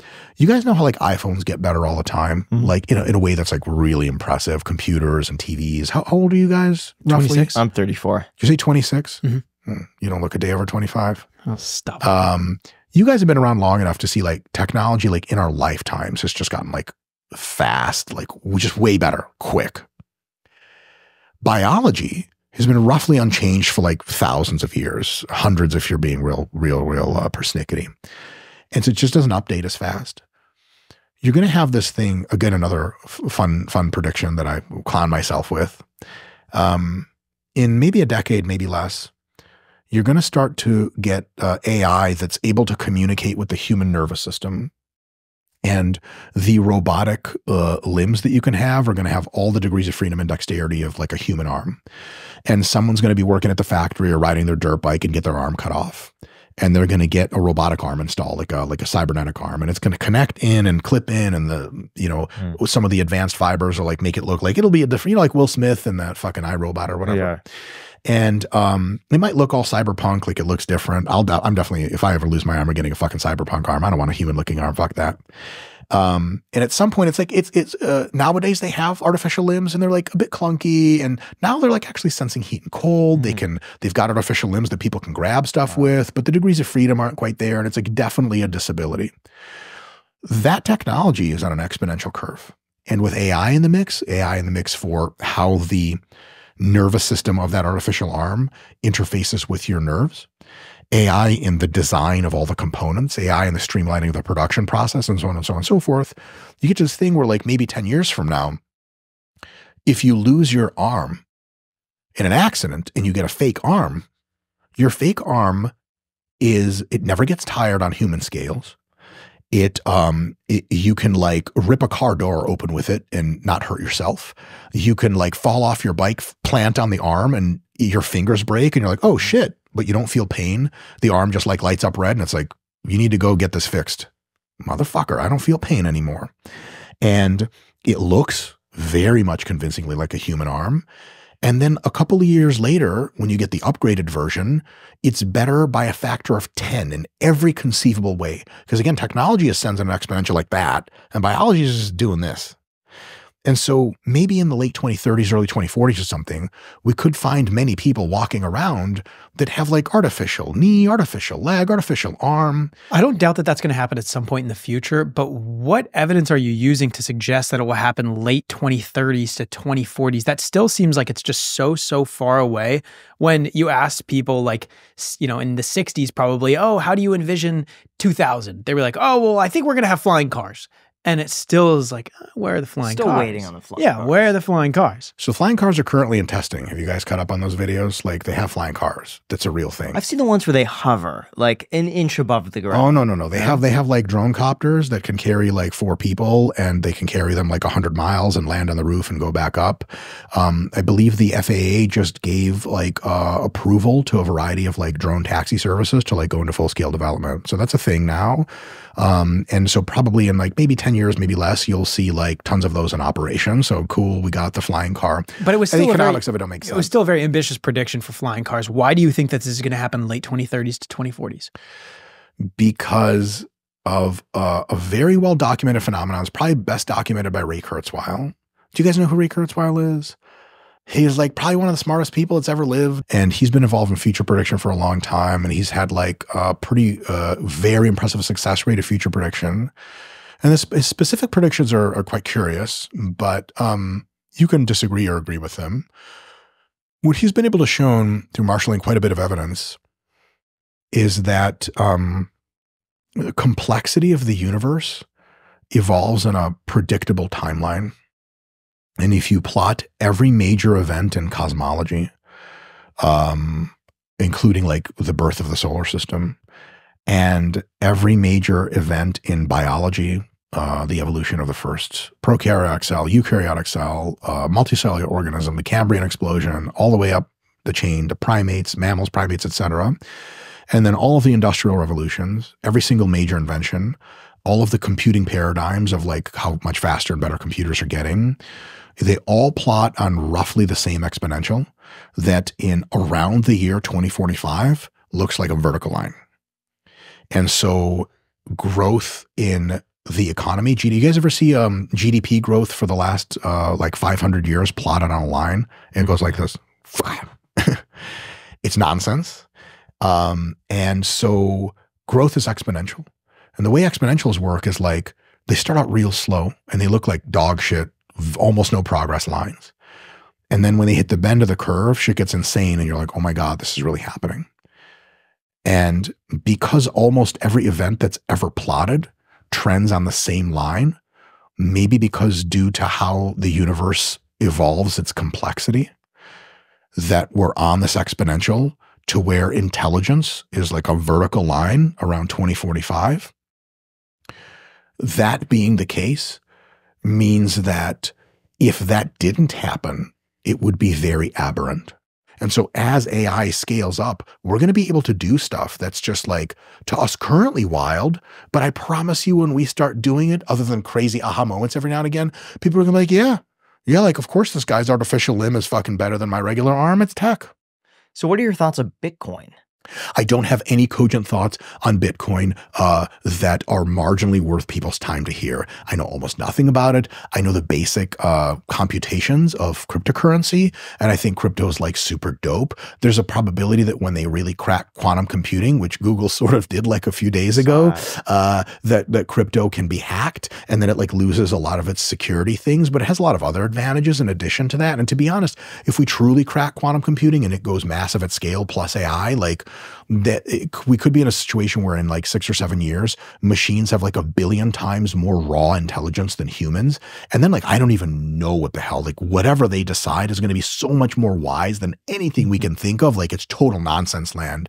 But like, from what I understand from the experts, crypto is like really cool. It has advantages as far as like my investment portfolio. I just mostly invest in like, just like samplings of the stock market, like ETFs, just general. Like I'm betting on the stock market because that's like, you guys know this, like the surest bet of all time. And like, I do own quite a bit of crypto, but I'm not biased towards it because what especially sticks out to me about crypto is like, which one of these coins is going to be the one that, or the several that form the ecosystem that's solid, and which ones are going to just like totally fall off? I don't know anything about that, so I do not speculate. And since we are a finance channel, in terms of your own personal investments and revenue and stuff like that, what does the pie look like if you were to draw out different percentages for different revenue sources, like the business, the YouTube channel, the this, the that? So I work for RP. Which is right over there, and always watching me everywhere I go. And at RP, we make almost all of our money in software because we have the RP Diet Coach app and the RP Hypertrophy app. It's a diet app and a training app. And through monthly and yearly subscriptions, I think we make the majority of our income that way. I am not the expert on this. My co-founder and CEO, Nick Shaw, can speak to this times a million. I can always recommend him if you guys need another podcast guest. He's the man. So he runs the business side pretty much entirely, him and a few other folks, COO, et cetera. And so our business is mostly software. YouTube does make a substantial amount of money, but we take pretty much all of that money. And after paying the people that help us run the YouTube, we take almost all that money and just funnel it right back into the machine to do more marketing with. So we don't really, we don't look at the YouTube money as like, distribute. Also RP has a structure. I don't think I'm violating any, I'm not going to get into exact numbers, but like I only own some fraction of RP legally. Nick owns another fraction that's the same size. But like the majority of the company at this point, I think, is like owned by our software team. At RP, we believe in incentivizing the living dog shit out of people by giving them mega money if they move the fucking needle. And so these guys own a large fraction of our company, and we wouldn't have it any other way. And so what we do at RP is like we pay our expenses, we invest in future stuff, and then we take profit distributions off the top. And I just invest 90% of that money, and the rest goes to pornography and taxes. I'm kidding. Don't. I'm ethnically Jewish. You say taxes, I start getting my heart rate starts getting up. Hi. How has making money affected your life? There are a number of ways in which it's changed and a number of ways in which it hasn't changed. Other than for like curiosity, I don't look at food prices at the store, which is crazy. And as not a day or an hour goes by that I'm not like, am I living in a fucking fantasy world? What the hell is going on? Because I grew up in the Soviet Union. We had like negative money. Grew up either at first very poor, then lower middle class, then middle class. And then I went to college, and then my parents went to upper middle class, but I wasn't around anymore. And so once you go to college, you're back into lower class, you have no money again. And, eventually, RP got going, and then the money started pretty good. And then like 1 year it jumped to something that like was completely outside of my ability to comprehend. And then it's just been going like that ever since, more or less. And so, I don't look at food prices anymore. I don't look at gas prices, other than to be like, holy shit, or like, oh, that's actually quite good. We didn't want to commute to the gym because our work is very productive, marginally use of our time wise, my wife and I. And, the gym, like a very good gym that we would like to train is like 20 minutes away, 25 minutes away. And so we just like built our own gym. It cost $250,000 total. And it was just like, we're just going to just build a gym. And we did. Is that here? Yeah, it's just outside. Yeah. I can show you guys after or whatever. It just exists. Yeah.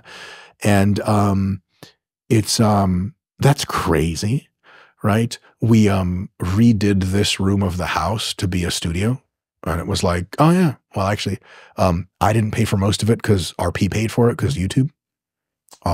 We built we're finishing a jujitsu room in the other area. My office is like pretty cool looking. I have like whatever kind of computer setup that I want. And it's one of those things like at a certain level, you make enough money, the prices of things start to look like, oh, that's a lot. And then you're like, oh, it's not a lot for how much money that we make. And so in many respects, we're able to do that. So we're kind of more or less investing in infrastructure to just let us do the things we do better. But in many ways, I think I'm like a real giant waste of all of this wealth in some sense, because I wear clothes that I either like buy at Walmart or RP sends me to wear, or like this is my jiu-jitsu coaches, that's their shirt. So I just wear that. I have no eye for high fashion. I have no interest in high fashion. My idea of a really good meal is to go to town and get Panda Express. It's fucking delicious. It costs like $8. It warms my Jewish heart. And like, I've been to a few Michelin star restaurants and almost without exception, I'm like, I want to get the fuck out of here. This is a giant ripoff. And I don't mean the grand sense. I think like people who are really culinarily attuned, it's a big deal for them. It's an experience. It's just so lost on me. I can't even begin to tell you. Another thing is like, we'll get like a subscription service to like Peacock or like Prime. And we used to be like, we got too many of these and we'd call them. But now I'm like, why? And my wife and I had a long talk because she's Asian and I'm Jewish. And we're just like so averse to spending money on frivolous things that like it pains us. And so like when I was younger, like I could find reasons to spend money and have any money, so it wasn't a problem. But the older I get, the more reluctant I am to spend money, not in the sense of like, oh, I've got to save and invest it, which is super dope. I love that. But also just, I just don't have anything to spend it on. It's really wasted on me, this whole bullshit. Now, investing in real estate, especially investing in the stock market, you're actually helping the entire economy with your money. It's like the best possible thing to do because it multiplies everyone's wealth a ton. But that's where I am as far as my financial situation is just like, I just don't, it's just wild. And I think if someone who was really appreciative of money and the finer things made this much money, like in some sense, they could spend it better, they could get a lot out of it. But I don't know. That's where I'm at, I'm the same way. I'm pretty cheap for the most part. I mean, for me, like the perfect meal is just poke. It's a $15 meal or all you could eat sushi at $22. It's the same for me. Vegas. But then again, we are all ethnically Jewish. So yes. There could be a little something a little something there. In the water. But yeah, I don't know. I feel exactly the same. I feel like I do okay, doing the podcast and all, but I can't seem to find anything to spend the money on, which is obviously an incredibly lucky position to be in. Incredibly. But it is just kind of our experience. It's nice not to need crazy things to be happy. Well, also, I know a lot of friends that earn a lot less that want to spend a lot more money, like just based off of the value of that number. Yeah. More money, not in terms of percentage of their relative income or whatever. And I think that's like, I wish them the best of fortune and I hope they make more money and I hope they spend it because I think it's fucking great. Like if you can afford it, I think you should be buying cool shit that you like. But I guess not everyone's built that way or whatever. So, and while I say this, especially because this is like public in the biggest way possible, like your guys' podcast gets fucking crazy views. I feel so goddamn guilty. Why me? Like, I'm just some fucking guy. That's how I feel every day. And like, why do I make all this money? And I'm doing all the stuff you're supposed to do with it, but I don't feel like I'm like deserve it in some big way.